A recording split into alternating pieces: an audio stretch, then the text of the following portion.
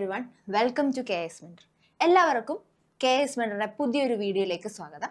അപ്പോൾ ഇന്ന് നമ്മൾ ഡിസ്കസ് ചെയ്യുന്നത് ഷുവർ ഷോർട്ട് ആയിട്ടുള്ള ഫിസിക്സിലെയും കെമിസ്ട്രിയിലെയും PYQs ആയിരിക്കും. അപ്പോൾ എല്ലാവരും സെക്രട്ടറിയേറ്റ് അസിസ്റ്റന്റിന് വേണ്ടി പഠിച്ചുകൊണ്ടിരിക്കുകയായിരിക്കും അല്ലേ? എല്ലാവരും പേപ്പർ 2 കോൺസെൻട്രേറ്റ് ചെയ്തിരിക്കുമ്പോൾ മിസ്സായി പോകുന്ന അല്ലെങ്കിൽ കവർ ചെയ്യാൻ പറ്റാത്ത ചില സബ്ജക്റ്റ് ആണ് ഫിസിക്സ്, കെമിസ്ട്രി എന്നിവ. അപ്പോൾ നമ്മൾ ഇന്നത്തെ ക്ലാസ്സിൽ എന്താ ചെയ്യാൻ പോകുന്നതെന്ന് വെച്ചാൽ, കവർ ചെയ്യാൻ പറ്റിയില്ലെങ്കിൽ കൂടി എന്ത് ചെയ്യാം, PYQs പ്രാക്ടീസ് ചെയ്തുകൊണ്ട് കൂടുതൽ നമുക്ക് അതിലേക്ക് ഇറങ്ങിച്ചെല്ലാം അല്ലേ? അപ്പോൾ കൂടുതൽ PYQs ചെയ്യുമ്പോൾ ടോപ്പിക്സ് കവർ ചെയ്തില്ലെങ്കിലും റിപ്പീറ്റഡ്ലി വരുന്ന ക്വസ്റ്റ്യൻസ് ആയതുകൊണ്ട് നമുക്ക് എന്ത് ചെയ്യും, യൂസ്ഫുൾ ആയിരിക്കും. അപ്പൊ നമുക്ക് ക്ലാസ്സിലേക്ക് പോകാം. ഓക്കെ അല്ലേ? അപ്പൊ ആദ്യം നമ്മൾ ഡിസ്കസ് ചെയ്യുന്നത് ഫിസിക്സ് ആയിരിക്കും. ഓക്കെ, ഫസ്റ്റ് ക്വസ്റ്റ്യൻ നോക്കാം. Which of the following space mission brought Indian astronaut Shubhanshu Shukla to the International Space Station? Shubhanshu ശുക്ലയെ ISS-ലേക്ക് എത്തിച്ച മിഷൻ ഏതായിരുന്നു എന്നാണ് ചോദ്യം. ഏതായിരുന്നു ശുഭാൻഷു ശുക്ലയെ എങ്ങോട്ട് ISS-ലേക്ക് എത്തിച്ച മിഷൻ ഏതായിരുന്നു? എല്ലാവർക്കും അറിയാവുന്നതാണ്. Option C, axiom mission 4. Axiom mission 4 ആയിരുന്നു. പിന്നെ അറിഞ്ഞിരിക്കേണ്ട കാര്യം, നാസയും ISROയും കൊളാബ് ചെയ്തിട്ടുള്ള, സ്പേസ് എക്സുമായിട്ട് കൊളാബ് ചെയ്തിട്ടുള്ള ഒരു മിഷൻ ആയിരുന്നു എന്തെന്ന് പറയുന്നത്, ആക്സിയോം മിഷൻ എന്ന് പറയുന്നത്. 1984 രാകേഷ് ശർമ്മ സ്പേസിൽ പോയതിനു ശേഷം രണ്ടാമത് പോകുന്ന ഇന്ത്യക്കാരനും കൂടിയാണ് ആരെന്ന് പറയുന്നത്, ശുഭാൻഷു ശുക്ല എന്ന് പറയുന്നത്. പിന്നെ 4 പേരാണ് നമ്മുടെ ഈ ഒരു ദൗത്യത്തിൽ ഉണ്ടായിരുന്നത്. ആരാണ്? ശുഭാൻഷു ശുക്ല ഇന്ത്യയിൽ നിന്നും ശുഭാൻഷു, പിന്നെ നോക്കുകയാണെങ്കിൽ പെഗി വിറ്റ്സൺ, USA-ൽ നിന്നും പെഗി വിറ്റ്സൺ, പോളണ്ടിൽ നിന്നും സ്വാലോസ് ഉസാൻസ്കി, പോളണ്ടിൽ നിന്നും ഉണ്ടായിരുന്നു.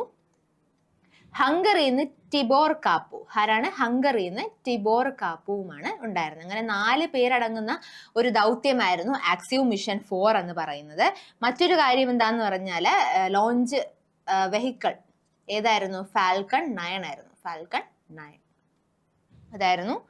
ഓക്കെ, അപ്പൊ പിന്നെ ഒരുപാട് റിസർച്ച് ആക്ടിവിറ്റികളും ഈ ഒരു ആക്സിയോം മിഷൻ 4 നടന്നിരുന്നു. അതിനെപ്പറ്റി നമ്മൾ അറിഞ്ഞിരിക്കണം. ഓക്കെ, അപ്പൊ അതായിരുന്നു ഫസ്റ്റ് ക്വസ്റ്റ്യൻ. ആക്സിയോം മിഷൻ 4 വളരെ ഇമ്പോർട്ടന്റ് ആയിട്ടുള്ള മിഷൻ ആണ്. മാക്സിമം ഡീറ്റെയിൽസ് കളക്ട് ചെയ്ത് പഠിച്ചോളുക. ഓക്കെ അല്ലേ? ഓക്കെ, അപ്പൊ നമുക്ക് നെക്സ്റ്റ് ക്വസ്റ്റ്യനിലേക്ക് പോകാം. നെക്സ്റ്റ് ക്വസ്റ്റ്യൻ വരുന്നത് ഫോട്ടോ ഇലക്ട്രിക് എഫക്റ്റുമായിട്ട് ബന്ധപ്പെട്ട ക്വസ്റ്റ്യൻ ആണ്. ഈ ഫോട്ടോ ഇലക്ട്രിക് എഫക്റ്റ്, ആ ക്വസ്റ്റ്യൻ നമ്മൾ ആൻസർ ചെയ്യുന്നതിന് മുന്നേ ആദ്യം എന്താണ് ഫോട്ടോ ഇലക്ട്രിക് എഫക്റ്റ് എന്ന് നമുക്ക് നോക്കാം. നമ്മളിപ്പോ സിമ്പിൾ ആയിട്ട് പറയുകയാണെങ്കിൽ, ഇതൊരു മെറ്റൽ ആണെന്ന് കൺസിഡർ ചെയ്യുക. ഈ മെറ്റലിലേക്ക് ഞാൻ ലൈറ്റ് അടിക്കുകയാണ്. ലൈറ്റ് അടിക്കുമ്പോഴത്തേക്കും, അതായത് നമ്മൾ ലൈറ്റ് എന്ന് പറയാം, നമുക്കൊരു Hν എന്ന് കൊടുക്കാം. ഒരു Hν എനർജിയുള്ള ലൈറ്റിനെയാണ് നമ്മൾ അടിക്കുന്നത്. അവിടെ നിന്ന് എന്ത് ചെയ്യുന്നു, അപ്പൊ മെറ്റൽ ഈ ലൈറ്റ് തട്ടിയിട്ട് എന്ത് ചെയ്യും, ഇലക്ട്രോൺസ് ഇവിടെ നിന്ന് തട്ടി തെറിച്ചു പോകും. അതാണ് എന്തെന്ന് പറയുന്നത്, ഫോട്ടോ ഇലക്ട്രിക് എഫക്റ്റ് കൊണ്ട് ഉദ്ദേശിക്കുന്നത്. അപ്പൊ ക്വസ്റ്റ്യൻ എന്താണെന്ന് നോക്കാം. In the case of photo electric effect, increasing the frequency of incident light, അതായത് ഈ വന്ന് വീഴുന്ന ലൈറ്റിന്റെ ഫ്രീക്വൻസി കൂടുതലാണെങ്കിൽ അല്ലെങ്കിൽ കൂട്ടിക്കഴിഞ്ഞു കഴിഞ്ഞാൽ എന്തായിരിക്കും സംഭവിക്കുക എന്നുള്ളതാണ് ക്വസ്റ്റ്യൻ. എന്തായിരിക്കും സംഭവിക്കുക? ഇത് ഈ ഫോട്ടോ ഇലക്ട്രിക് എഫക്റ്റ് എന്ന് പറയുന്ന ആ ഒരു ടോപ്പിക്ക് വളരെ ഇമ്പോർട്ടന്റ് ആയിട്ടുള്ള ടോപ്പിക്കാണ്. ഒരുപാട് ക്വസ്റ്റ്യൻസ് വരുന്ന ഒരു ടോപ്പിക്കാണ്. അപ്പോൾ കൺസെപ്റ്റ് എപ്പോഴും ക്ലിയർ ആയിരിക്കണം. ഇതിനകത്ത് ഒരുപാട് നമുക്ക് തെറ്റിപ്പോകാനുള്ള ചാൻസ് ഉണ്ട്. പിന്നെന്ന് വെച്ചാൽ പ്രോബ്ലംസും ചോദിക്കുന്ന ഒരു ഏരിയ ആണ് ഈ ഫോട്ടോ ഇലക്ട്രിക് എഫക്റ്റ് എന്ന് പറയുന്നത്. അപ്പോൾ ഇവിടെ ഫ്രീക്വൻസി ഇൻക്രീസ് ചെയ്ത് കഴിഞ്ഞാൽ, അപ്പോൾ ഇതേപോലെ തന്നെ പഠിക്കുക, ഫോട്ടോ ഇലക്ട്രിക് എഫക്റ്റിൽ ഫ്രീക്വൻസി കൂട്ടിക്കഴിഞ്ഞാൽ എന്തൊക്കെയായിരിക്കും സംഭവിക്കുക? 2 കാര്യങ്ങളാണ് നമുക്ക് ഈ ഓപ്ഷനിൽ. ഒന്ന്, an increase in the kinetic energy of photoelectrons. ഫോട്ടോഇലക്ട്രോൺസിന്റെ കൈനറ്റിക് എനർജി അഥവാ ഇത് സ്പീഡ് കൂടും, അതായത് ഇലക്ട്രോൺസ് പോകുന്ന ആ ഒരു സ്പീഡ് കൂടും. 2, increase in the stopping potential. Stopping potential increase ആവും. അപ്പൊ ഇതിനകത്ത് ആൻസർ വരുന്നത് option D, both 1 and 4 are correct എന്നുള്ളതാണ് വരുന്നത്. അപ്പൊ ഫ്രീക്വൻസി ഇൻക്രീസ് ചെയ്ത് കഴിഞ്ഞാൽ കൈനറ്റിക് എനർജി ഓഫ് ഫോട്ടോ ഇലക്ട്രോൺസും കൂടും, ആൻഡ് ഇൻക്രീസ് ഇൻ സ്റ്റോപ്പിംഗ് പൊട്ടൻഷ്യലും സംഭവിക്കും. അതാണ് ആൻസർ ആയിട്ട് വരുന്നത്. അപ്പൊ നമ്മൾ അറിഞ്ഞിരിക്കേണ്ട മറ്റ് ചില ഫാക്റ്റുകളെ കുറിച്ചാണ് നമ്മൾ പറയുന്നത്. അപ്പൊ ഫോട്ടോ ഇലക്ട്രിക് എഫക്റ്റ് വെച്ചിട്ട് എന്താണ്, വേവ് വേഴ്സസ് പാർട്ടിക്കിൾ നേച്ചർ, ആ ഒരു കൺസെപ്റ്റ് ആണ് അവിടെ ക്ലിയർ ആവുന്നത്. 2, ഫോട്ടോ ഇലക്ട്രിക് എഫക്റ്റിൽ ആ കൈനറ്റിക് എനർജി കണ്ടുപിടിക്കാനുള്ള ഫോർമുല അറിഞ്ഞിരിക്കണം. കൈനറ്റിക് എനർജി കണ്ടുപിടിക്കാനുള്ള ഇക്വേഷൻ ആണ് എന്തെന്ന് പറയുന്നത്, Hν - 5. ഈ ഫൈ എന്ന് പറയുന്നത് വർക്ക് ഫംഗ്ഷൻ ആണ്. അപ്പൊ എന്താണ് വർക്ക് ഫംഗ്ഷൻ എന്ന് ചോദിച്ചു കഴിഞ്ഞാൽ ഈ ഒരു മെറ്റലിൽ നിന്ന് ഇലക്ട്രോൺസ് എമിറ്റ് ചെയ്യുന്ന കാര്യം പറഞ്ഞു. അവിടെ ഒരു മിനിമം എനർജി വേണം. അതായത് വന്ന് വീഴുന്ന ലൈറ്റിന് ഒരു മിനിമം എനർജി ഉണ്ടെങ്കിൽ മാത്രമേ അവിടെ നിന്ന് ഇലക്ട്രോൺസ് തെറിച്ചു പോവുകയുള്ളൂ. ആ ഒരു കൺസെപ്റ്റ് ആണ് എന്തെന്ന് പറയുന്നത്, വർക്ക് ഫംഗ്ഷൻ എന്ന് പറയുന്നത്. രണ്ടാമത് നിങ്ങൾ അറിയേണ്ട മറ്റൊരു ടേം ആണ് എന്തെന്നുള്ളത്, ത്രഷോൾഡ് ഫ്രീക്വൻസി എന്നുള്ളത്. Threshold frequency means minimum frequency required to incident light. ആ ഇൻസിഡന്റ് ലൈറ്റിന് മിനിമം ഒരു ഫ്രീക്വൻസി ഉണ്ടാവണം, എങ്കിൽ മാത്രമേ, ആ ഒരു മിനിമം ഫ്രീക്വൻസി ഉണ്ടെങ്കിൽ മാത്രമേ അവിടെ നിന്ന് ഇലക്ട്രോൺസ് ഇജക്ട് ചെയ്ത് പോകുകയുള്ളൂ. അപ്പോൾ അതാണ് എന്തെന്ന് പറയുന്നത്, ത്രഷോൾഡ് ഫ്രീക്വൻസി എന്ന് പറയുന്നത്. രണ്ടാമത്തെ ഒരു വേർഡ് പറഞ്ഞത് എന്താണ്, വർക്ക് ഫംഗ്ഷൻ.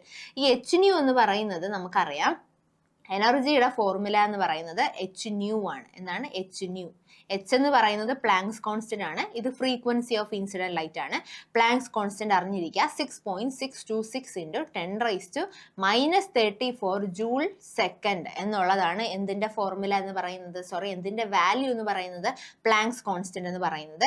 ഈ ന്യൂ എന്ന് പറയുന്നത് ആ വന്ന് വീഴുന്ന ലൈറ്റിന്റെ ഫ്രീക്വൻസിനെ സൂചിപ്പിക്കുന്നു. അപ്പോൾ എന്നും ചോദിക്കുന്നതാണ് കൈനറ്റിക് എനർജി എങ്ങനെ കണ്ടുപിടിക്കാം, H nu minus phi. Phi എന്ന് പറയുന്ന വർക്ക് ഫംഗ്ഷൻ ക്വസ്റ്റ്യനെ തന്നിട്ടുണ്ടാവും, എനർജിയും എന്ത് തന്നിട്ടുണ്ടാവും, ക്വസ്റ്റ്യനെ തന്നിട്ടുണ്ടാവും. പിന്നെ അറിഞ്ഞിരിക്കേണ്ടത് ഡി ബ്രോഗ്ലിയുടെ വേവ് ലെന്ത് ആണ്.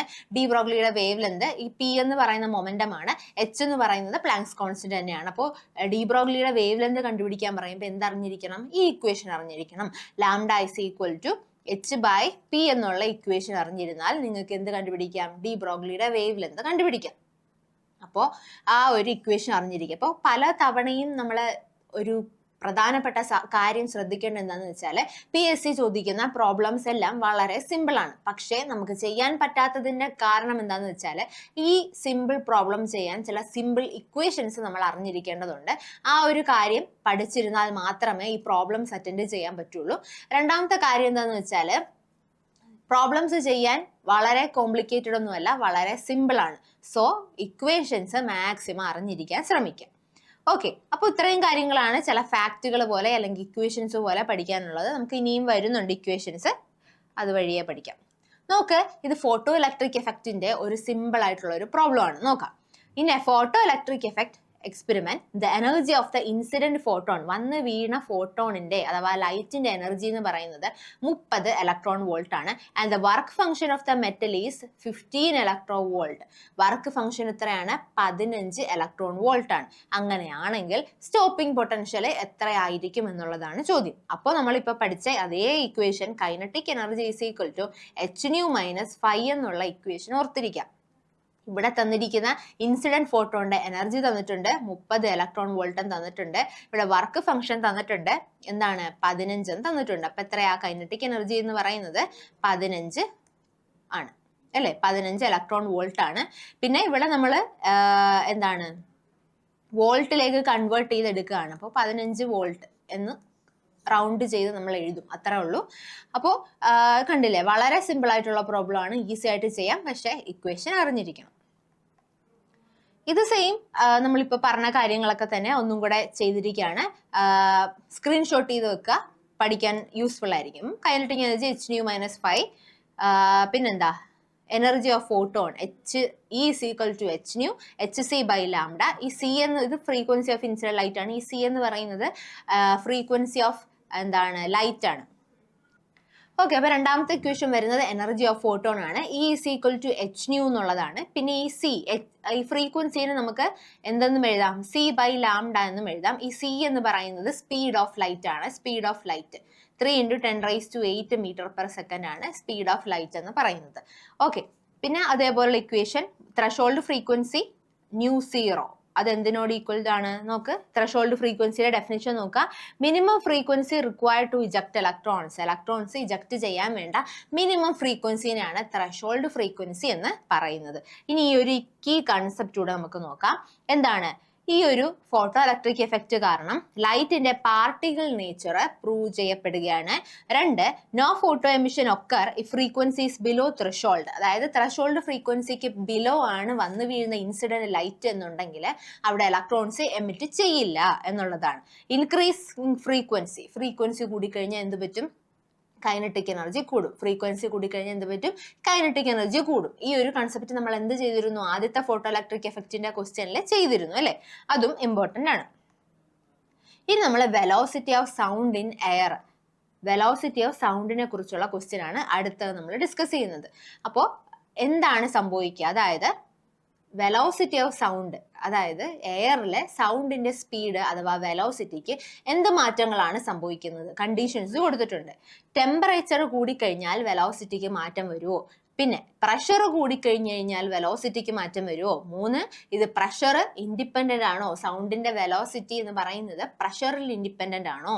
പ്രഷറിനെ ഡിപ്പെൻഡ് ചെയ്യുന്നില്ലേ? പിന്നെ ഡെൻസിറ്റി കൂടിക്കഴിഞ്ഞു കഴിഞ്ഞാൽ ഈ വെലോസിറ്റി കൂടുമോ എന്നൊക്കെ ഉള്ളതാണ് 4 സ്റ്റേറ്റ്മെന്റ് തന്നിരിക്കുന്നത്. അപ്പൊ ഇതിൽ ഏതൊക്കെയാണ് കറക്റ്റ് എന്ന് ചോദിച്ചു കഴിഞ്ഞാൽ വെലോസിറ്റി ഓഫ് സൗണ്ട് ടെമ്പറേച്ചർ കൂടിക്കഴിഞ്ഞാൽ കൂടും. Velocity increases when temperature increases. Velocity of sound in air increases when temperature increases. Okay, ഇനി രണ്ടാമത്തത് കറക്റ്റ് ആയിട്ടുള്ള സ്റ്റേറ്റ്മെന്റ് 3 ആണ്. പ്രഷർ എന്താണ്? Velocity of sound in air is independent of pressure. പ്രഷറിനെ depend ചെയ്യുന്നില്ല എന്നുള്ളതാണ്. ഓക്കെ, അപ്പൊ ഇതില് option A both 1 and 3 are correct. ബാക്കി 2 സ്റ്റേറ്റ്മെന്റും തെറ്റാണ്. ഇനി നമ്മൾ വളരെ പ്രധാനപ്പെട്ട ഒരു കൺസെപ്റ്റിലേക്കാണ് വരുന്നത്. ഹൈഡ്രോളിക് ലിഫ്റ്റിന്റെ പ്രിൻസിപ്പിൾ. ഹൈഡ്രോളിക് ലിഫ്റ്റിന്റെ പ്രിൻസിപ്പിൾ എന്താണെന്നാണ് ചോദിക്കുന്നത്. അപ്പോൾ ഇത് ഒരുപാട് തവണ റിപ്പീറ്റ് ചെയ്ത് കണ്ടിട്ടുള്ള ക്വസ്റ്റ്യൻ ആണ്. ഒരുപാട് തവണ റിപ്പീറ്റ് ചെയ്തിട്ടുണ്ട്. അപ്പോൾ ഇതെന്ന് പറയുന്നത് ലിക്വിഡ് പ്രഷർ എന്ന ഒരു ഭാഗമാണ് സിലബസിൽ വരിക. ഓക്കെ, ലിക്വിഡ് പ്രഷർ എന്നുള്ള ഭാഗം വരുന്നത്. ഇതിനകത്ത് ക്വസ്റ്റ്യൻ ചോദിച്ചിരിക്കുന്നത് ഹൈഡ്രോളിക് ലിഫ്റ്റ് എന്താണെന്ന് ആദ്യം അറിയാം. ഹൈഡ്രോളിക് ലിഫ്റ്റ് ഉപയോഗിക്കുന്നത് ഇപ്പോൾ കാറിന്റെ വാഷിങ്ങിന്റെ ഒക്കെ സമയത്ത് ഹൈഡ്രോളിക് ലിഫ്റ്റ് ഉപയോഗിച്ചിട്ടാണ് അത്രയും ഹെവി ആയിട്ടുള്ള കാർ ഇങ്ങനെ ലിഫ്റ്റ് ചെയ്ത് നിർത്തുന്നത്. അപ്പോൾ അത് ഏത് പ്രിൻസിപ്പിൾ ആണെന്നാണ് ചോദിക്കുന്നത്. 4 പ്രിൻസിപ്പിൾ തന്നിട്ടുണ്ട്. ഒന്ന് Archimedes principle, Bernoulli's, Pascal's law, buoyancy. ഇതിൽ ഏതാണെന്നാണ് ചോദിച്ചിരിക്കുന്നത്. ഏതാണ്? ഓപ്ഷൻ സി പാസ്കൽസ് ലോ ആണ് ഹൈഡ്രോളിക് ലിഫ്റ്റിന്റെ പ്രിൻസിപ്പിളിൽ പ്രവർത്തിക്കുന്നത് എന്ന് മനസ്സിലാക്കുക. ഇനി എന്താണ് പാസ്കൽസ് ലോ? പാസ്കൽസ് ലോ പറയുന്നത്, ഇതിപ്പോ ഒരു ബീക്കറാന്ന് വിചാരിക്കുക, ഇതിങ്ങനെ ക്ലോസ് ചെയ്തിട്ടുണ്ട്. ഇതിനകത്ത് ഞാനൊരു പ്രഷർ ഇങ്ങനെ കൊടുക്കുകയാണ്. പ്രഷർ കൊടുത്തു കഴിഞ്ഞാൽ ഈ ഒരു ലിക്വിഡിന്റെ എല്ലാ ഭാഗത്തും ഞാൻ ഈ കൊടുക്കുന്ന പ്രഷർ തുല്യമായി അനുഭവപ്പെടും എന്ന് പറയുന്നതാണ് പാസ്കൽസ് ലോ. അതായത് pressure applied to a fluid in a closed container is transmitted equally in all directions. എല്ലാ ഡയറക്ഷൻസിലേക്കും ഈ പ്രഷർ തുല്യമായി വ്യാപിക്കുന്നു എന്നാണ് പാസ്കൽസ് ലോ പറയുന്നത്. ഹൈഡ്രോളിക് ലിഫ്റ്റിലും ബ്രേക്കിലും പിന്നെന്താ, and presses to multiply force multiply ചെയ്യാനും ഒക്കെ വേണ്ടിയിട്ട് ഈ ഒരു ലോ ആണ് ആപ്ലിക്കബിൾ ആകുന്നത്. 2 പ്രഷറിന്റെ യൂണിറ്റ് എന്ന് പറയുന്നത് പാസ്കൽ ആണ്. ഇനി പ്രഷറിന്റെ ഡെഫിനിഷൻ, പ്രഷറിന്റെ ഇക്വേഷൻ നോക്കുക. എഫ് ബൈ എ എന്നുള്ളതാണ് പ്രഷറിന്റെ ഇക്വേഷൻ. Force by area. അത് തന്നെയാണ് ഡെഫിനിഷനും പറയുന്നത്. Pressure is the force exerted per unit area. ഒരു യൂണിറ്റ് ഏരിയ എടുക്കുകയാണെങ്കിൽ ഇവിടെ എക്സേർട്ട് ചെയ്യുന്ന പ്രഷർ അവിടെ എക്സേർട്ട് ചെയ്യുന്ന ഫോഴ്സ് അത് എത്രത്തോളമാണ്? ഒരു യൂണിറ്റ് ഏരിയയിൽ എക്സേർട്ട് ചെയ്യുന്ന ഫോഴ്സിനെയാണ് എന്തെന്ന് പറയുന്നത്? പ്രഷർ എന്ന് പറയുന്നത്. ഇനി മൂന്നാമത്തത് ആർക്കിമിഡീസ് പ്രിൻസിപ്പിൾ. രണ്ടാമത്തത് ആർക്കിമിഡീസ് പ്രിൻസിപ്പിൾ. ആർക്കിമിഡീസ് പ്രിൻസിപ്പിൾ പറയുമ്പോൾ ആർക്കിമിഡീസിനെ ഓർക്കുമ്പോൾ നമുക്ക് ഓർമ്മ വരുന്നതാണ് യുറേക്ക എന്നുള്ളത്. അപ്പൊ അദ്ദേഹം എന്താണ് ഈ ഒരു പ്രിൻസിപ്പിൾ അദ്ദേഹം പ്രൂവ് ചെയ്തപ്പോഴാണ് ആ ഒരു യുറേക്ക എന്നുള്ള ഒരു ഇതിലേക്കൊക്കെ വരുന്നത്. അപ്പോൾ എന്താണ് ആർക്കിമിഡീസ് പ്രിൻസിപ്പിൾ എന്ന് നോക്കാം. A body submerged in a fluid experiences an upward force equal to the weight of the fluid displaced. അതായത് നമ്മളൊരു ഫ്ലൂയിഡ് അഥവാ ഒരു വെള്ളത്തിന് പുറത്തേക്ക് ഒരു ഒബ്ജക്റ്റ് വെക്കാണ്. അത് ഫ്ലോട്ട് ചെയ്ത് കിടക്കുന്ന ഒബ്ജക്റ്റ് ആണ്, അല്ലെങ്കിൽ ഒഴുകി നടക്കുന്ന ഒബ്ജക്റ്റ് ആണെന്ന് കൺസിഡർ ചെയ്യുക. ഈ ഒരു വെയിറ്റ് ഉള്ള സാധനം മണ്ടയ്ക്ക് വെക്കുമ്പോഴത്തേക്കും എന്ത് സംഭവിക്കും? കുറച്ച് വെള്ളം പുറത്തേക്ക് പോകും. ആ വെള്ളം എന്ന് പറയുന്നത് ആ മുകളിൽ വെച്ചേക്കുന്ന ആ ഒബ്ജക്റ്റിന്റെ വെയിറ്റിനോട് ഈക്വൽ ആയിരിക്കും ആ പുറത്തേക്ക് പോയ വെള്ളം എന്ന് പറയുന്നത്. ഓക്കെ അല്ലേ? അപ്പോൾ A body submerged in a fluid experiences an upward force. അപ്പോൾ മറ്റൊരു കാര്യം അറിയേണ്ടത്, ഈ ഒരു ബോഡി ഇങ്ങനെ ഫ്ലോട്ട് ചെയ്ത് കിടക്കുമ്പോഴത്തേക്കും ഈ ഒരു ബോഡിയുടെ വെയിറ്റ് താഴത്തേക്ക് കൊണ്ട് നമ്മുടെ ഈ താഴെയുള്ള വെള്ളം ഈ ബോഡിയിലേക്ക് ഒരു പ്രഷർ കൊടുക്കുന്നുണ്ട്. അങ്ങനെ ഒരു ഈക്വൽ ഫോഴ്സ് അവിടെ അനുഭവപ്പെടുന്നതുകൊണ്ടാണ് അവിടെ ആ ഫ്ലോട്ടിങ് എന്ന് പറയുന്ന ഒരു പ്രതിഭാസം നടക്കുന്നത്. അതുകൊണ്ടാണ് അത് അവിടെ ഒഴുകി നടക്കുന്നത്. അപ്പോൾ ഒന്നുകൂടെ വായിക്കാം. A body submerged in a fluid experiences an upward force equal to the weight of the fluid displaced. Equal to the weight of the fluid displaced. Okay. അത് ആർക്കിമിഡീസ് പ്രിൻസിപ്പിൾ എന്താണ് പറയുന്നത്? Explains why object float or sink in water. എന്തുകൊണ്ട് ഒരു object വെള്ളത്തിൽ ഒഴുകിയോ അല്ലെങ്കിൽ float ചെയ്ത് അല്ലെങ്കിൽ zinc ചെയ്യുന്നില്ല, സിങ്ക് ചെയ്യുന്നു എന്നൊക്കെ ഉള്ള കാര്യങ്ങളാണ് എന്ത് പറയുന്നത്? ആർക്കിമിഡീസ് പ്രിൻസിപ്പിൾ കൊണ്ട് ഉദ്ദേശിക്കുന്നത്. ഇനി ബെർണോളീസ് പറയുന്നതാണെങ്കിൽ പ്രഷർ വെലോസിറ്റി റിലേഷൻ ആണ് ബെർണോളീസ് പ്രിൻസിപ്പിൾ കൊണ്ട് ഉദ്ദേശിക്കുന്നത്. ഇമ്പോർട്ടൻ്റ് ആണ്, സ്റ്റേറ്റ്മെന്റ് ആയിട്ട് ചോദിക്കും, കൂടുതൽ ഡീറ്റെയിൽ ചെയ്തത് ചോദിക്കില്ല എങ്കിൽ കൂടി. അപ്പോൾ ബെർണോളീസ് പറയുന്നത് in a flowing liquid and increase in velocity leads to decrease in pressure. Velocity കൂടി കഴിഞ്ഞു കഴിഞ്ഞാൽ, വെള്ളം ഒഴുകിക്കൊണ്ടിരിക്കുകയാണ്, വെള്ളത്തിന്റെ വെലോസിറ്റി കൂടി കഴിഞ്ഞു കഴിഞ്ഞാൽ അവിടെ എന്ത് സംഭവിക്കും? പ്രഷറിന് ഡിക്രീസ് സംഭവിക്കും എന്നാണ് എന്ത് പ്രിൻസിപ്പിൾ പറയുന്നത്? ബെർണോളീസ് പ്രിൻസിപ്പിൾ പറയുന്നത്. ഇത് എയർപ്ലെയിൻ വിങ്സിലും കാർബറേറ്ററിലും സ്പ്രേ ബോട്ടിലും ഒക്കെ വരുന്ന ആപ്ലിക്കേഷൻ എന്താണ്? ബെർണോളീസ് പ്രിൻസിപ്പിളിനതാണ്. അപ്പോൾ നിങ്ങൾ ഈ ഒരു ലിക്വിഡ് പ്രഷർ എന്ന ഒരു ഏരിയ പഠിക്കുമ്പോഴത്തേക്കും ഈ പ്രിൻസിപ്പിളൊക്കെ പ്രധാനമായിട്ടും പഠിക്കുക. കൂടുതലും PSC ചോദിച്ചു കണ്ടിട്ടുള്ളത് എന്താണ്? ഇതിന്റെ എക്സാമ്പിൾസ് ബേസ് ചെയ്തിട്ടുള്ള സ്റ്റേറ്റ്മെന്റ് ടൈപ്പ് ക്വസ്റ്റ്യൻസ് ആണ് ഈ ഒരു ഏരിയയിൽ വരാറുള്ളത്. ഓക്കെ, ഇനി നമ്മൾ അടുത്ത ക്വസ്റ്റ്യനിലേക്ക് വരികയാണ്. ഒരു പ്രോബ്ലം ആണ്. ക്വസ്റ്റ്യൻ ഇതാണ്: ഒരു റൈഡർ ബൈക്ക് ഓടിക്കുകയാണ്. അദ്ദേഹം ഒരു 30 ഡിഗ്രി ഇൻക്ലൈൻഡ് ചെയ്തിരിക്കുന്ന, ഇതാണ് ബൈക്ക് എന്ന് വിചാരിക്കുക, 30 ഡിഗ്രി ഇൻക്ലൈൻഡ് ചെയ്തിരിക്കുന്ന ഒരു റോഡിലൂടെ ബൈക്ക് ഓടിക്കുകയാണ്. What is the magnitude of the net force? അതാണ് question. Acting on the rider of mass 50 kilo, 50 kilo ഭാരമുണ്ട് ഈ റൈഡർക്ക്. അദ്ദേഹം ഒരു 30 ഡിഗ്രി ചരിവുള്ള റോഡിലൂടെ ബൈക്ക് ഓടിക്കുകയാണ്. ഇനി ആക്സലറേഷൻ എത്രയാണെന്ന് ചോദിക്കുക. 5 മീറ്റർ പെർ സെക്കൻഡ് സ്ക്വയർ ആണ് അദ്ദേഹത്തിന്റെ ആക്സലറേഷൻ. അപ്പോൾ ഇവിടെ ഉണ്ടാകുന്ന നെറ്റ് ഫോഴ്സിനെ കുറിച്ചാണ് ചോദിക്കുന്നത്. അപ്പോൾ അറിഞ്ഞിരിക്കേണ്ട ഇക്വേഷൻ ആണ് ഇത്. ന്യൂട്ടൺ സെക്കൻഡ് ലോയുമായിട്ട് റിലേറ്റ് ചെയ്തിരിക്കുന്നു. M*A, force is equal to mass into acceleration. നമുക്കിവിടെ മാസ് തന്നിട്ടുണ്ട്, 15 തന്നിട്ടുണ്ട്, ആക്സലറേഷൻ തന്നിട്ടുണ്ട്, 5 തന്നിട്ടുണ്ട്. അപ്പം 250. ഫോഴ്സിന്റെ യൂണിറ്റ് എന്താണ്? ന്യൂട്ടൺ. എന്താണ്? ന്യൂട്ടൺ. അത്രേ ഉള്ളൂ. വളരെ സിമ്പിൾ ആണ്. കണ്ടില്ലേ? ആ ഇക്വേഷൻ അറിയാമെങ്കിൽ വളരെ ഈസി ആയിട്ട് നമുക്ക് ആൻസർ കിട്ടും. പിന്നെ ഒരു കാര്യം, ഈ ഒരു 30 ഡിഗ്രി എന്ന് പറയുന്ന ആംഗിൾ നമ്മളെ കൺഫ്യൂസ് ചെയ്യാനായിട്ട് തന്നിരിക്കുന്നതാണ്. അതിന് അവിടെ ഒരു യൂസ് നമുക്കില്ല. അപ്പൊ ഇതേപോലുള്ള ട്രിക്കി ആയിട്ടുള്ള ക്വസ്റ്റ്യൻസ് ആണ് PSC ചോദിക്കുക. സിമ്പിൾ ആണ്, പക്ഷെ അവിടെ ആ ഒരു 30 ഡിഗ്രി യൂസ് ചെയ്യേണ്ട ആവശ്യമില്ല എന്നുള്ളൊരു ബോധം നമുക്ക് അവിടെ ഉണ്ടാവണം. അതിനു മുന്നേ മറ്റൊരു കാര്യം പറയാനുള്ളത്, നമ്മൾ കോമൺ ഡിഗ്രി പ്രിലിംസിന്റെ പുതിയൊരു ബാച്ച് സ്റ്റാർട്ട് ചെയ്യുന്നുണ്ട്. അപ്പോൾ നിങ്ങളുടെ ഫ്രണ്ട്സിനോടത്തെല്ലാം പറയുക, എല്ലാവരും ജോയിൻ ചെയ്യുക. വളരെ യൂസ്ഫുൾ ആയിട്ടുള്ള ക്ലാസ്സുകളായിരിക്കും. അതേപോലെ തന്നെ നിങ്ങൾ കറണ്ട് അഫയേഴ്സിന് വേണ്ടിയിട്ട് ഒരു സോഴ്സ് നോക്കുകയാണെങ്കിൽ നമ്മുടെ ടെലഗ്രാം ചാനലിൽ KS മെൻറ്ററിലായാലും PSC മെൻറ്റർ ടെലഗ്രാം ചാനലിലായാലും മാഗസിൻസ് നിങ്ങൾക്ക് പെർ മന്ത് പ്രൊവൈഡ് ചെയ്യുന്നുണ്ട്. വളരെ ക്രിസ്പായിട്ട്, വളരെ ക്ലീൻ ആയിട്ട്, വളരെ ഈസി ആയിട്ട് കാര്യങ്ങൾ ഗ്രാസ്പ് ചെയ്യാൻ പറ്റുന്നത് പോലെ മാഗസിൻ നമ്മൾ പോസ്റ്റ് ചെയ്യുന്നുണ്ട്. അപ്പോൾ അതുകൂടെ ഫോളോ ചെയ്യുക. എന്തെങ്കിലും ഡൗട്ടോ കാര്യങ്ങളോ ഉണ്ടെങ്കിൽ നിങ്ങൾ എന്ത് ചെയ്യുക? കമൻസിൽ ചോദിക്കുക. അതേപോലെ നിങ്ങൾക്ക് സെക്രട്ടേറിയറ്റിന് മുന്നോടിയായിട്ട് ഒരുപാട് ഇഡിയംസും അതേപോലെ മലയാളത്തിൽ യൂസ്ഫുൾ ആയിട്ടുള്ള ഒരുപാട് കാര്യങ്ങളും ടെലഗ്രാമിൽ പ്രൊവൈഡ് ചെയ്യുന്നുണ്ട്. അതേപോലെ ഓരോ സബ്ജക്ട്സിനെ ബേസ് ചെയ്തിട്ടുള്ള ക്വസ്റ്റ്യൻസ്, ഡെയിലി പോൾസ്, അതായത് കറണ്ട് അഫെയർ ബേസ് ചെയ്തിട്ടുള്ള പോൾസ് എന്നിവയെല്ലാം എന്തുണ്ട്? ടെലഗ്രാമിൽ പ്രൊവൈഡ് ചെയ്യുന്നുണ്ട്. അപ്പോൾ നിങ്ങൾക്ക് വളരെ യൂസ്ഫുൾ ആണ്. ആരും മിസ് ചെയ്യരുത് ഈ ഒരു കിട്ടുന്ന കാര്യങ്ങൾ. അപ്പോൾ എല്ലാം തന്നെ നിങ്ങൾക്ക് ഫ്രീ ആയിട്ട് കിട്ടുന്ന എല്ലാ കാര്യങ്ങളും തന്നെ നിങ്ങൾ മാക്സിമം യൂട്ടിലൈസ് ചെയ്യാൻ ശ്രമിക്കുക. നിങ്ങൾക്ക് എന്തെങ്കിലും പുതിയതായിട്ട് വേണമെന്ന് തോന്നുകയാണെങ്കിൽ കമൻസിൽ ചോദിച്ചു കഴിഞ്ഞാൽ ഉറപ്പായിട്ടും നിങ്ങൾക്ക് പ്രൊവൈഡ് ചെയ്യുന്നതായിരിക്കും. അതേപോലെ തന്നെ സെക്രട്ടേറിയറ്റ് ഫോക്കസ് പോയിന്റ് എന്ന് പറഞ്ഞ ഒരു സാധനം കൂടി, അതായത് ഒരു PYQ സെഷൻ ആണ്. ഓരോ സബ്ജക്റ്റിന്റെ മെയിനായിട്ട് ഇംഗ്ലീഷ്, മലയാളം, IT ഒക്കെ ആയിരിക്കും ഫോക്കസ് ചെയ്യുക. ക്വസ്റ്റ്യൻസ് നിങ്ങൾക്ക് വർക്ക്ഔട്ട് ചെയ്യാൻ തരും. എന്നിട്ട് by the end of the day നമ്മൾ എന്ത് ചെയ്യും? അതിന് ആൻസർ പ്രൊവൈഡ് ചെയ്യും. അപ്പോൾ മാക്സിമം നിങ്ങൾ ക്വസ്റ്റ്യൻസ് വർക്ക്ഔട്ട് ചെയ്യും എന്ന് നമുക്ക് മനസ്സിലാക്കാം അതിലൂടെ. ഓക്കെ, അപ്പോൾ എല്ലാവരും അതിൽ കമന്റ് ചെയ്യാൻ ശ്രമിക്കുക. ഓക്കെ അല്ലേ? ശരി, അപ്പോൾ നമുക്കിനി ക്ലാസ്സിലേക്ക് പോകാം. അപ്പോൾ ഇതെന്ന് വെച്ചാൽ നമ്മൾ കുറച്ച് ഇക്വേഷൻസ് ആണ്. അതായത് നമ്മൾ ഈ ഫിസിക്സിൽ പ്രധാനമായിട്ടും അറിഞ്ഞിരിക്കേണ്ട ചില ഇക്വേഷൻസിനെ കുറിച്ചാണ് നമ്മൾ ഇനി പഠിക്കുന്നത്. ന്യൂട്ടൺ സെക്കൻഡ് ലോ ഫോഴ്സ് കണ്ടുപിടിക്കാൻ പറയുമ്പോൾ ആദ്യം ഓർക്കേണ്ട ഇക്വേഷൻ ആണ് F = ma എന്നുള്ളത്. പിന്നെ gravitational force കണ്ടുപിടിക്കുന്നതാണ് M × G. G എന്ന് പറഞ്ഞാൽ എന്താണ്? ആക്സലറേഷൻ തന്നെയാണ്. ആക്സലറേഷൻ ഡ്യൂ ടു ഗ്രാവിറ്റി ആണ്. എർത്തിലെ ആക്സലറേഷൻ ഡ്യൂ ടു ഗ്രാവിറ്റി എന്ന് പറയുന്നത് 9.8 × മീറ്റർ പെർ 9.8 meter/second² ആണ് എന്തെന്ന് പറയുന്നത് acceleration due to gravity on earth എന്ന് പറയുന്നത്.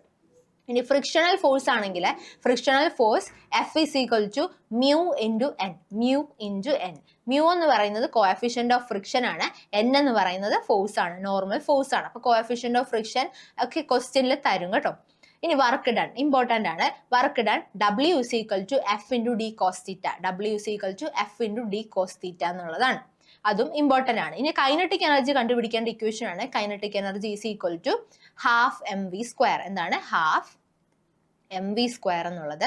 പിന്നെ പൊട്ടൻഷ്യൽ എനർജി കണ്ടുപിടിക്കുന്നതാണ് m into g into h, mass into acceleration due to gravity into height. അതാണ് ഇത് mv²ലെ v വെലോസിറ്റി ആണ്, ഇത് മാസ് ആണ്. പ്രഷർ നമ്മൾ നേരത്തെ പഠിച്ചു, pressure P is equal to F/A. Okay അല്ലേ? അടുത്ത നമ്മൾ ഗഗൻയാൻ മിഷൻ. എന്തായിരുന്നു ഗഗൻയാൻ മിഷൻ എന്നാണ് ചോദിക്കുന്നത്. എന്തായിരുന്നു ഇന്ത്യയുടെ ഗഗൻയാൻ മിഷന്റെ മെയിൻ ഒബ്ജക്റ്റീവ് എന്നാണ് ചോദിക്കുന്നത്. എല്ലാവർക്കും അറിയാവുന്നതാണ്. Option B, to demonstrate the human space flight capability. To demonstrate human space flight capability. Okay, അതാണ് ആൻസർ. ഇനി ഇതെന്ന് പറയുന്നത് ഗഗൻയാൻ പ്ലാൻ ചെയ്യുന്നത് ഒരു 3 പേരുടെ ഒരു മിഷൻ ആയിരിക്കും. 3 members ഉള്ള ഒരു ക്രൂ ആയിരിക്കും പോകുന്നത്.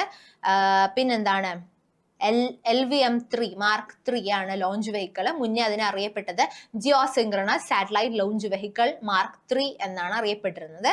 ഇതൊരു എന്താണ് 3 day manned mission to low earth orbit of 400 kilometer എന്നുള്ളതാണ്. ഓക്കെ, അപ്പൊ അതാണ് ഗഗൻയാൻ മിഷൻ കൊണ്ട് ഉദ്ദേശിക്കുന്നത്. ഇനി അടുത്തത് സൗണ്ട് വേവ്സിനെ കുറിച്ചിട്ടുള്ള ഒരു ക്വസ്റ്റ്യൻ ആണ്. ഈ താഴെ തന്നിരിക്കുന്ന 4 ഫിനോമിനയിലെ സൗണ്ട് വേവ്സ് കാണിക്കാത്ത ഫിനോമിന ഏതാണെന്നാണ് ചോദിക്കുന്നത്.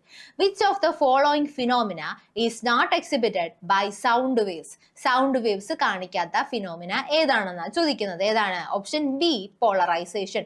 പോളറൈസേഷൻ എന്ന് പറയുന്ന ഫിനോമിന ലൈറ്റ് മാത്രം കാണിക്കുന്ന ഒരു ഫിനോമിനയാണ്. അപ്പോ 2 കാര്യങ്ങൾ ഇനി പ്രധാനപ്പെട്ടതായിട്ട് അറിഞ്ഞിരിക്കണം. സൗണ്ട് വേവ്സ് എന്ന് പറയുന്നത് ലോങ്ജിറ്റ്യൂഡിനൽ വേവ്സ് ആണെന്നും ലൈറ്റ് വേവ്സ് എന്ന് പറയുന്നത് ട്രാൻസ്വേഴ്സ് വേവ്സ് ആണെന്നും അറിഞ്ഞിരിക്കുക.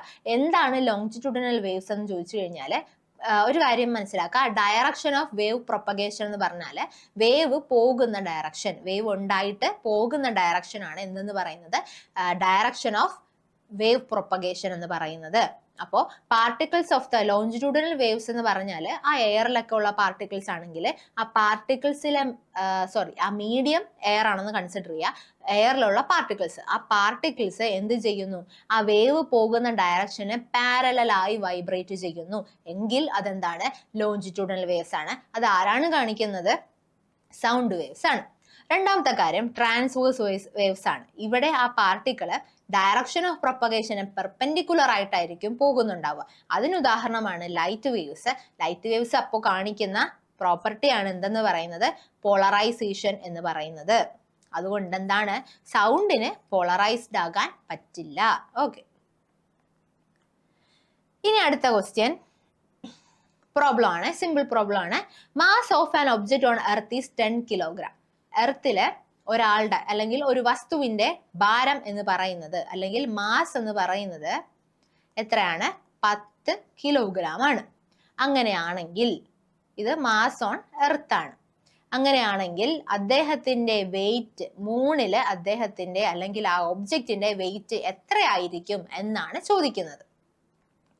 അപ്പോൾ ഇത് നമ്മൾ അറിഞ്ഞിരിക്കേണ്ടത് എന്താണ് മാസ്, എന്താണ് വെയിറ്റ് എന്ന് നമ്മൾ അറിഞ്ഞിരിക്കണം. അപ്പൊ മാസ് എന്ന് പറയുന്നത് എമൗണ്ട് ഓഫ് മാറ്റർ, ആ മാറ്ററിന്റെ എമൗണ്ട് ആണ്. ഈ മാസ് എല്ലായിടത്തും ഈക്വൽ ആയിരിക്കും. അതായത് എർത്ത് ആയാലും സ്പേസ് ആയാലും മൂണിലായാലും mass will be the same. Okay, mass will be the same. പക്ഷേ വെയിറ്റ് മാറും.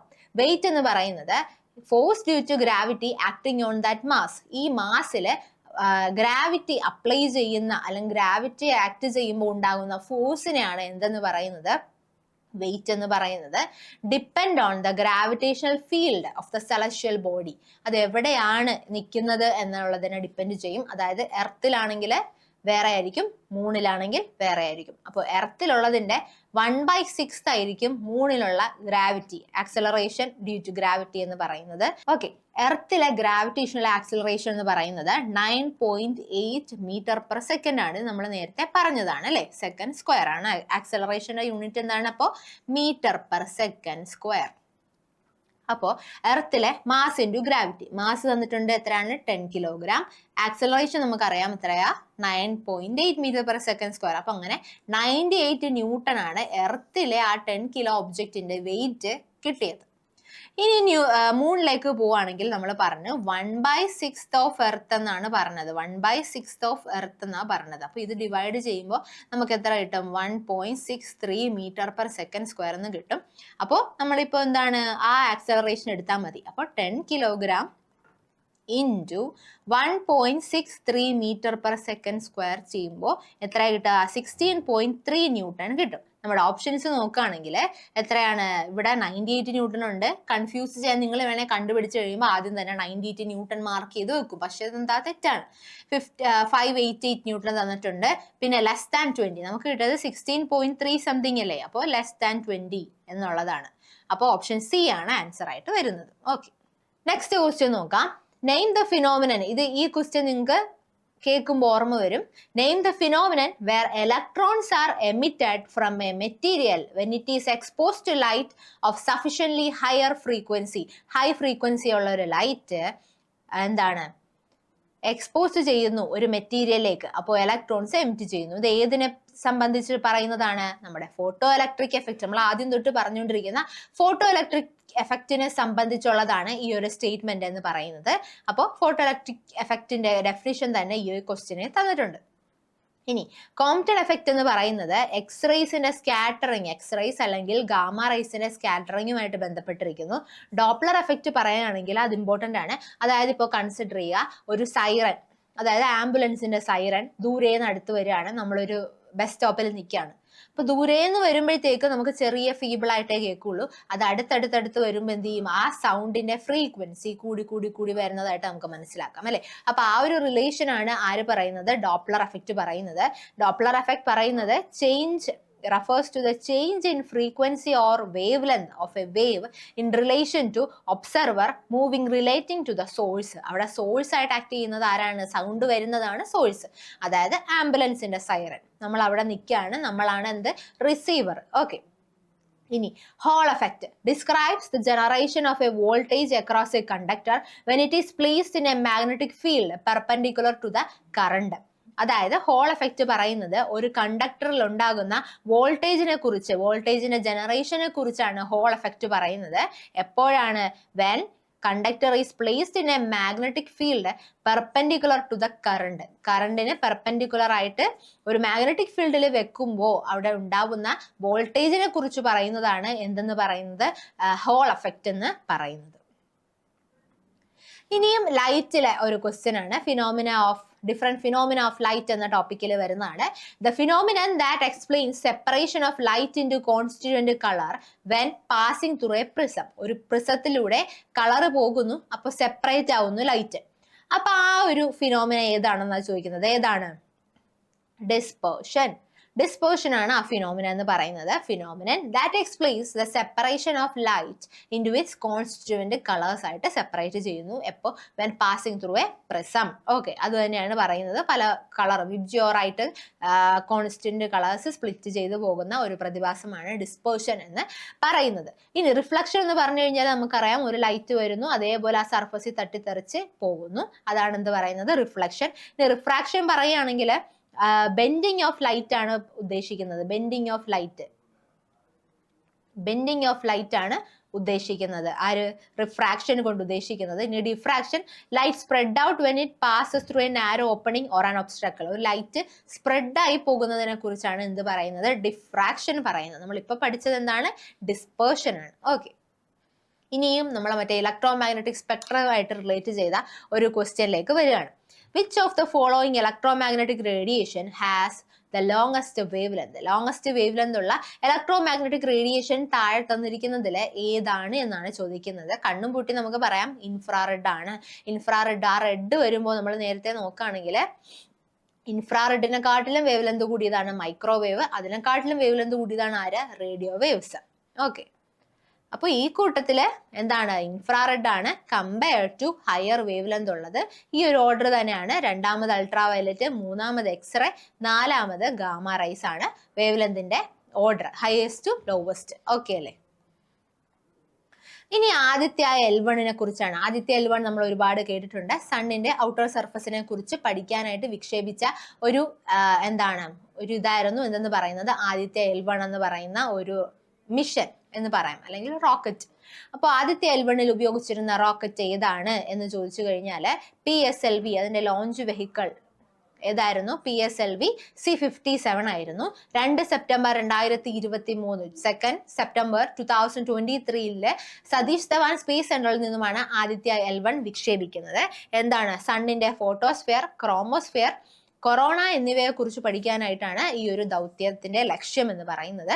ഇനി മറ്റൊരു കാര്യം പ്രധാനപ്പെട്ടത്, ആദിത്യ L1 പൊസിഷൻ ചെയ്തിരിക്കുന്നത് അല്ലെങ്കിൽ പ്ലേസ് ചെയ്തിരിക്കുന്നത് ലഗ്രാഞ്ചെ പോയിന്റ് 1 പ്ലേസ് ചെയ്തിരിക്കുന്നത്. ഈ ഒരു പോയിന്റില് എർത്തിന്റെ ഷാഡോ ഒന്നും വരാതെ തന്നെ നമുക്ക് സണ്ണിനെ ഒബ്സർവ് ചെയ്യാനായിട്ട് സാധിക്കുമെന്നുള്ളതാണ് ലഗ്രാഞ്ചെ പോയിന്റ് 1 സ്പെഷ്യാലിറ്റി എന്ന് പറയുന്നത്. ഇനി 15ാമത്തെ ക്വസ്റ്റ്യൻ സ്പേസ് ഡെബ്രസിനെ കുറിച്ചുള്ളതാണ്. എന്താണ് ഈ സ്പേസ് ഡെബ്രസ് എന്ന് ചോദിച്ചു കഴിഞ്ഞാൽ, നമ്മൾ ഇവിടെ നിന്ന് ഒരുപാട് മിഷൻസ് സ്പേസിലേക്ക് നമ്മൾ ചെയ്യുന്നുണ്ട് അല്ലെ. അപ്പോൾ ഇവിടെ നിന്ന് അയക്കുന്ന ഒരുപാട് സാധനങ്ങളുടെ ഈ ഒരു സ്പേസിലേക്ക് അയക്കുന്ന ഈ മിഷന്റെ ഒരുപാട് സാധനങ്ങൾ നമ്മൾ അവിടെ ലോസ്റ്റ് ആകുകയാണ്. അങ്ങനെ സ്പേസ് അവിടെ ഒരുപാട് ക്ലംസി ആകുകയാണ് ചെയ്യുക. അപ്പോൾ ഇൻസ്റ്റഡ് ഇവിടെ നിന്ന് പോകുന്ന സാധനങ്ങൾ അതേപോലെ തന്നെ തിരിച്ച് എർത്തിലേക്ക് കൊണ്ടുവരുന്ന ഒരു ദൗത്യമാണ്.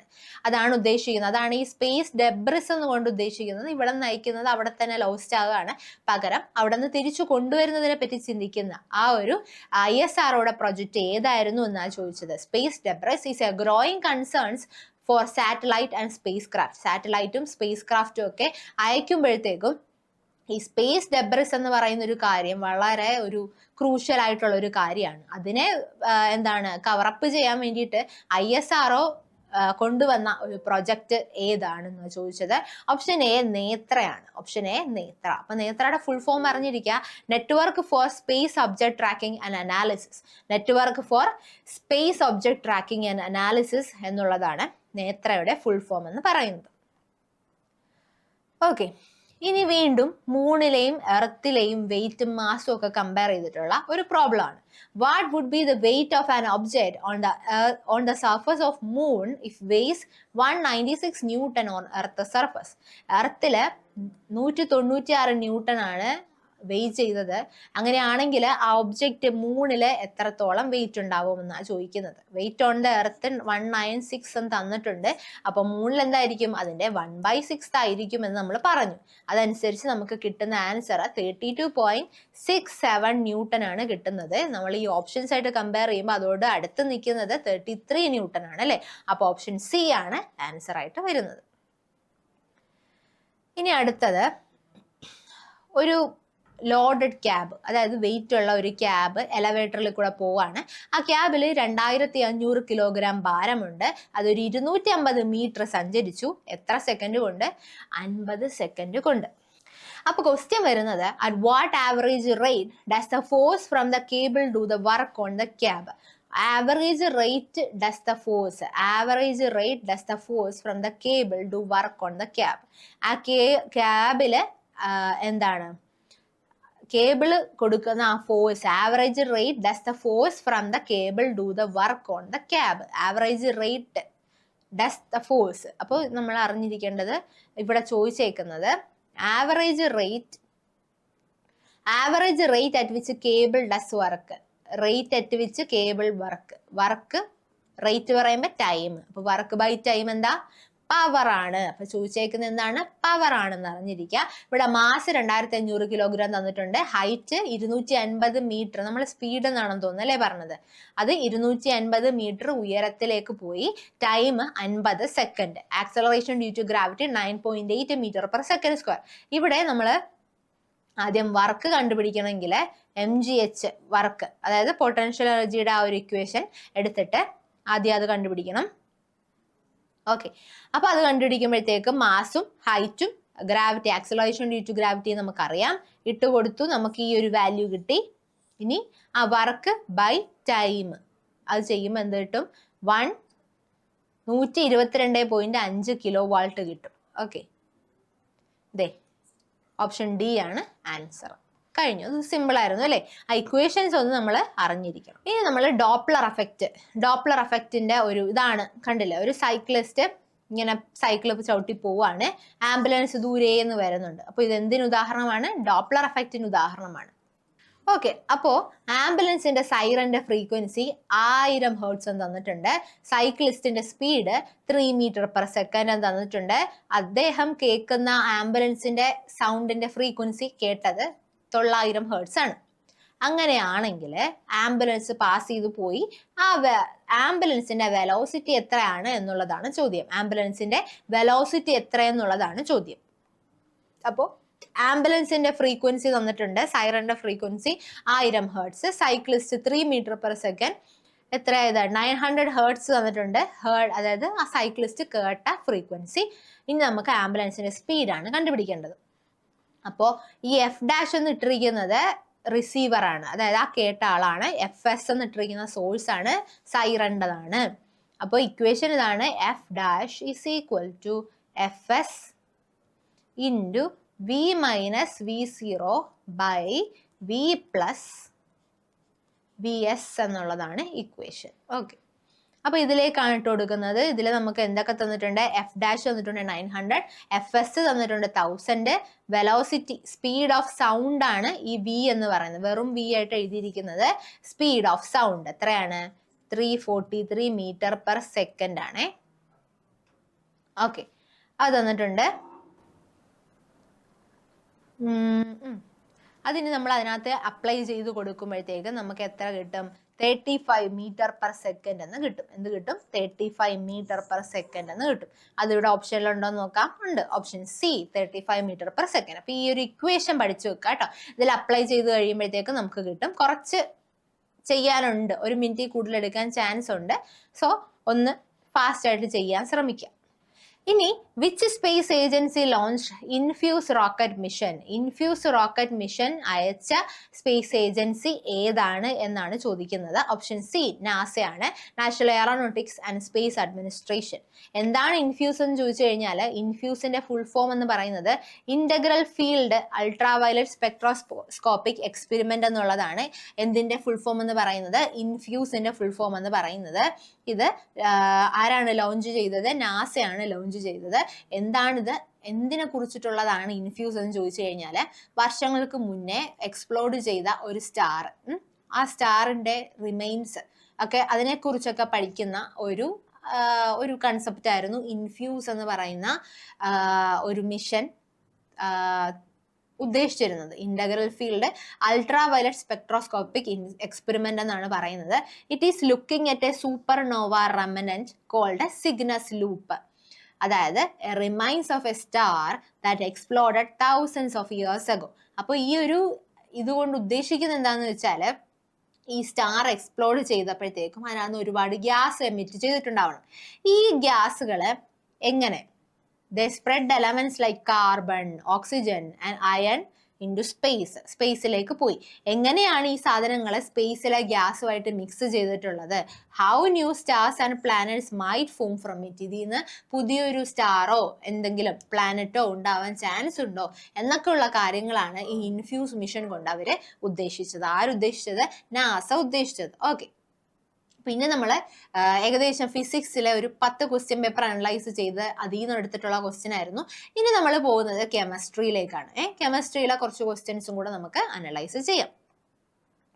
ഓഫ് ബാ പ്രിൻസിപ്പിൾ, പോളീസ് എക്സ്ക്ലൂഷൻ പ്രിൻസിപ്പിൾ, അങ്ങനെ ആ പ്രിൻസിപ്പിൾസ് ഒക്കെ വളരെ ഇമ്പോർട്ടൻ്റ് ആണ്, എല്ലാ എക്സാംസിനും ചോദിക്കും. അപ്പോൾ തറവാക്കി വെക്കുക. അപ്പോൾ നമ്മൾ ഇവിടെ ക്വസ്റ്റ്യൻ ചോദിച്ചിരിക്കുന്നത് ഓഫ് ബാ പ്രിൻസിപ്പിളെ കുറിച്ച് ഏതാണ് ഈ താഴെ തന്നിരിക്കുന്ന സ്റ്റേറ്റ്മെന്റ് എന്നാണ് ചോദിക്കുന്നത്. ഒന്നാമത്തത്, in the ground state of an atom electrons are fed into various orbitals in the increasing order of their energies. എനർജീസിന്റെ ഇൻക്രീസിങ് ഉള്ള, അതായത് ആദ്യം ചെറിയ എനർജി ഉള്ളിടത്ത്, പിന്നെ വലിയ വലിയ വലിയ എനർജി. അതായത് ചെറുതിൽ നിന്ന് വലിയ എനർജിയിലേക്ക് ഇലക്ട്രോൺസിനെ ഫില്ല് ചെയ്തു എന്നുള്ളതാണ് ഫസ്റ്റത്തെ സ്റ്റേറ്റ്മെന്റ് എന്ന് പറയുന്നത്. രണ്ടാമത്തത് electron pairing does not takes place until all orbitals of the set contain 1 electron each. അതായത് നമ്മളിപ്പോൾ ഒരു ഓർബിറ്റൽ വരയ്ക്കുകയാണ്. ഇതിപ്പോൾ പി ഓർബിറ്റലാണ്, 6 ഇലക്ട്രോൺസിനെ ഉൾക്കൊള്ളാൻ കഴിയുന്ന പി ഓർബിറ്റൽ. ഇവര് ഈ രണ്ടാമത്തെ സ്റ്റേറ്റ്മെന്റിൽ പറയുന്നത് ആദ്യം ഓരോന്ന് ഇലക്ട്രോൺ ഫില്ല് ചെയ്തതിന് ശേഷം മാത്രമേ രണ്ടാമതൊരു ഇലക്ട്രോണിനെ ഫില്ല് ചെയ്യാൻ പറ്റുള്ളൂ. അതായത് ഇപ്പൊ ഒരു 4 ഇലക്ട്രോൺ ആണ് ഞാൻ ഫില്ല് ചെയ്യാൻ ഉദ്ദേശിക്കുന്നത്. ഒരിക്കലും ഇങ്ങനെ ഫില്ല് ചെയ്ത് നിറയ്ക്കാൻ പറ്റില്ല എന്നാണ് പറയുന്നത്. പകരം ഇതിങ്ങനെ ചെയ്യാൻ പറ്റില്ല. ഇങ്ങനെ ആദ്യം നമ്മൾ ഓരോന്ന് ഫില്ല് ചെയ്തതിന് ശേഷം മാത്രമേ അടുത്ത ഇലക്ട്രോണെ പ്ലേസ് ചെയ്യാൻ സാധിക്കുള്ളൂ എന്നാണ് രണ്ടാമത്തെ സ്റ്റേറ്റ്മെന്റ് പറയുന്നത്. ഓപ്ഷൻ സി പറയുന്നത് no 2 electrons in an atom can have all the 4 quantum number same. 4 quantum number ഉണ്ട് അല്ലേ? എന്തൊക്കെയുണ്ട്? പ്രിൻസിപ്പൽ ഉണ്ട്, അസിമുത്തൽ ഉണ്ട്, മാഗ്നറ്റിക് ഉണ്ട്, സ്പിൻ ക്വാണ്ടം നമ്പേഴ്സ് ഉണ്ട്.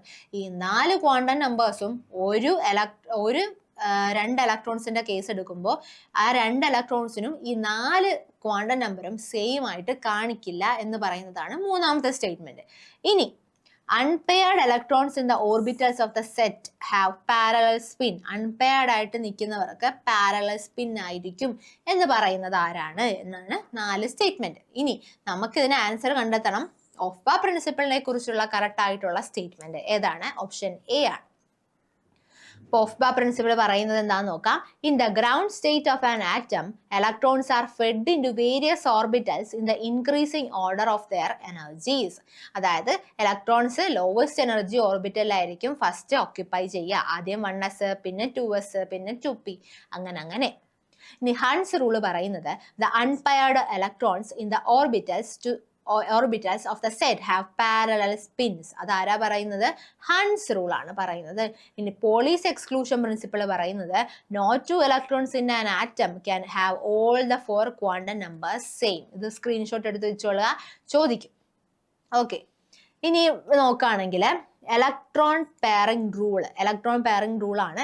Electron pairing does not takes place until all the orbitals of the set contain 1 electron each. ആദ്യം ഓരോ electrons fill ചെയ്തതിന് ശേഷം മാത്രമേ അടുത്ത ഇലക്ട്രോൺസിനെ ഫില്ല് ചെയ്യാൻ പറ്റുകയുള്ളൂ എന്ന് പറയുന്നതാണ് എന്തെന്ന് പറയുന്നത് ഇലക്ട്രോൺ പെയറിംഗ് റൂൾ എന്ന് പറയുന്നത്. ഇലക്ട്രോൺ നെഗറ്റിവിറ്റി ഇതിൽ ഏറ്റവും കൂടുതൽ ആർക്കുള്ളതാണെന്നാണ്. സിമ്പിൾ ആണ്, പല തവണ ചോദിക്കുന്നതാണ്. ഏതാണ്? നമ്മുടെ ഫ്ലൂറിൻ ആയിരിക്കും ഏറ്റവും കൂടുതൽ ഇലക്ട്രോൺ നെഗറ്റിവിറ്റി. ഇനി നമ്മൾ മറ്റൊരു കാര്യം അറിയേണ്ടത് പീരിയോഡിക് ടേബിളിലെ ഇലക്ട്രോൺ നെഗറ്റിവിറ്റി ട്രെൻഡ് അറിഞ്ഞിരിക്കുക. ഇത് ലെഫ്റ്റ് ടു റൈറ്റ് ഇങ്ങനെ പോകുമ്പോഴത്തേക്കും ഇലക്ട്രോൺ നെഗറ്റിവിറ്റി എന്ത് ചെയ്യും? കൂടും. ഇലക്ട്രോൺ നെഗറ്റിവിറ്റി കൂടും. That means left to right എന്താണ് നമുക്കറിയാം, അറ്റോമിക സൈസ് കുറഞ്ഞു വരും. ഇങ്ങനെ പോകുമ്പോൾ ഇവിടെ എന്താണ്? കുറഞ്ഞാണ് വരുന്നത്. സൈസ്, അറ്റോമിക സൈസ് കുറഞ്ഞു എന്നതിനർത്ഥം ഇലക്ട്രോൺ നെഗറ്റിവിറ്റി കൂടി എന്നാണ് എന്ന് മനസ്സിലാക്കുക. ഇനി മേളിൽ നിന്ന് താഴേക്ക് വരുമ്പോഴത്തേക്കും ഇലക്ട്രോൺ നെഗറ്റിവിറ്റി കുറയും. അപ്പൊ ഇവിടെ നോക്കുകയാണെങ്കിൽ എല്ലാ എലമെന്റ്സിനെ വെച്ച് കമ്പയർ ചെയ്യുമ്പോഴും ഫ്ലൂറിൻ ആയിരിക്കും ഹയസ്റ്റ് ഇലക്ട്രോൺ നെഗറ്റിവിറ്റി കേട്ടോ. അപ്പോൾ ഏറ്റവും കൂടുതൽ ഇലക്ട്രോൺ നെഗറ്റിവിറ്റി ആർക്കാണ്? ഫ്ലൂറിൻ ആണ്. അതാ പറയുന്നത് electron negativity increases from bottom to top, പിന്നെ കോളം. അതായത് ഇങ്ങനെയാണെങ്കിൽ കുറയും. അതായത് അറ്റോമിക സൈസ് ഇങ്ങനെയാണെങ്കിൽ മേളിൽ നിന്ന് താഴേക്ക് അറ്റോമിക സൈസ് കൂടും. സോ ഇലക്ട്രോൺ നെഗറ്റിവിറ്റി കുറയും. ഇനി താഴേന്ന് മുകളിലേക്ക് നോക്കുകയാണെങ്കിൽ എന്താ? ഇലക്ട്രോൺ നെഗറ്റിവിറ്റി കൂടുതലായിരിക്കും. അതായത് ഇങ്ങനെ നോക്കുകയാണെങ്കിൽ ഇലക്ട്രോൺ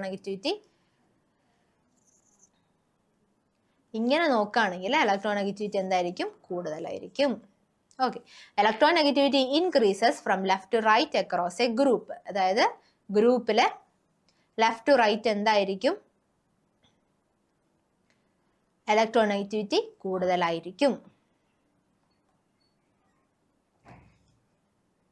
നോക്കാം. ഇത് ഇലക്ട്രോൺ നെഗറ്റിവിറ്റി സ്കെയിലാണ്. പിന്നെ ഈ ഫ്ലൂറിൻ ഏത് ഗ്രൂപ്പിൽ പെടുന്നു? 17, ഓക്സിജൻ 16, ക്ലോറിൻ 17, ബ്രോമിൻ 17. ഓക്കെ, ഇനി നമ്മുടെ ഗ്യാസ് ലോസിനെ റിലേറ്റ് ചെയ്തിട്ടുള്ള ഒരു ക്വസ്റ്റ്യൻ ആണ്.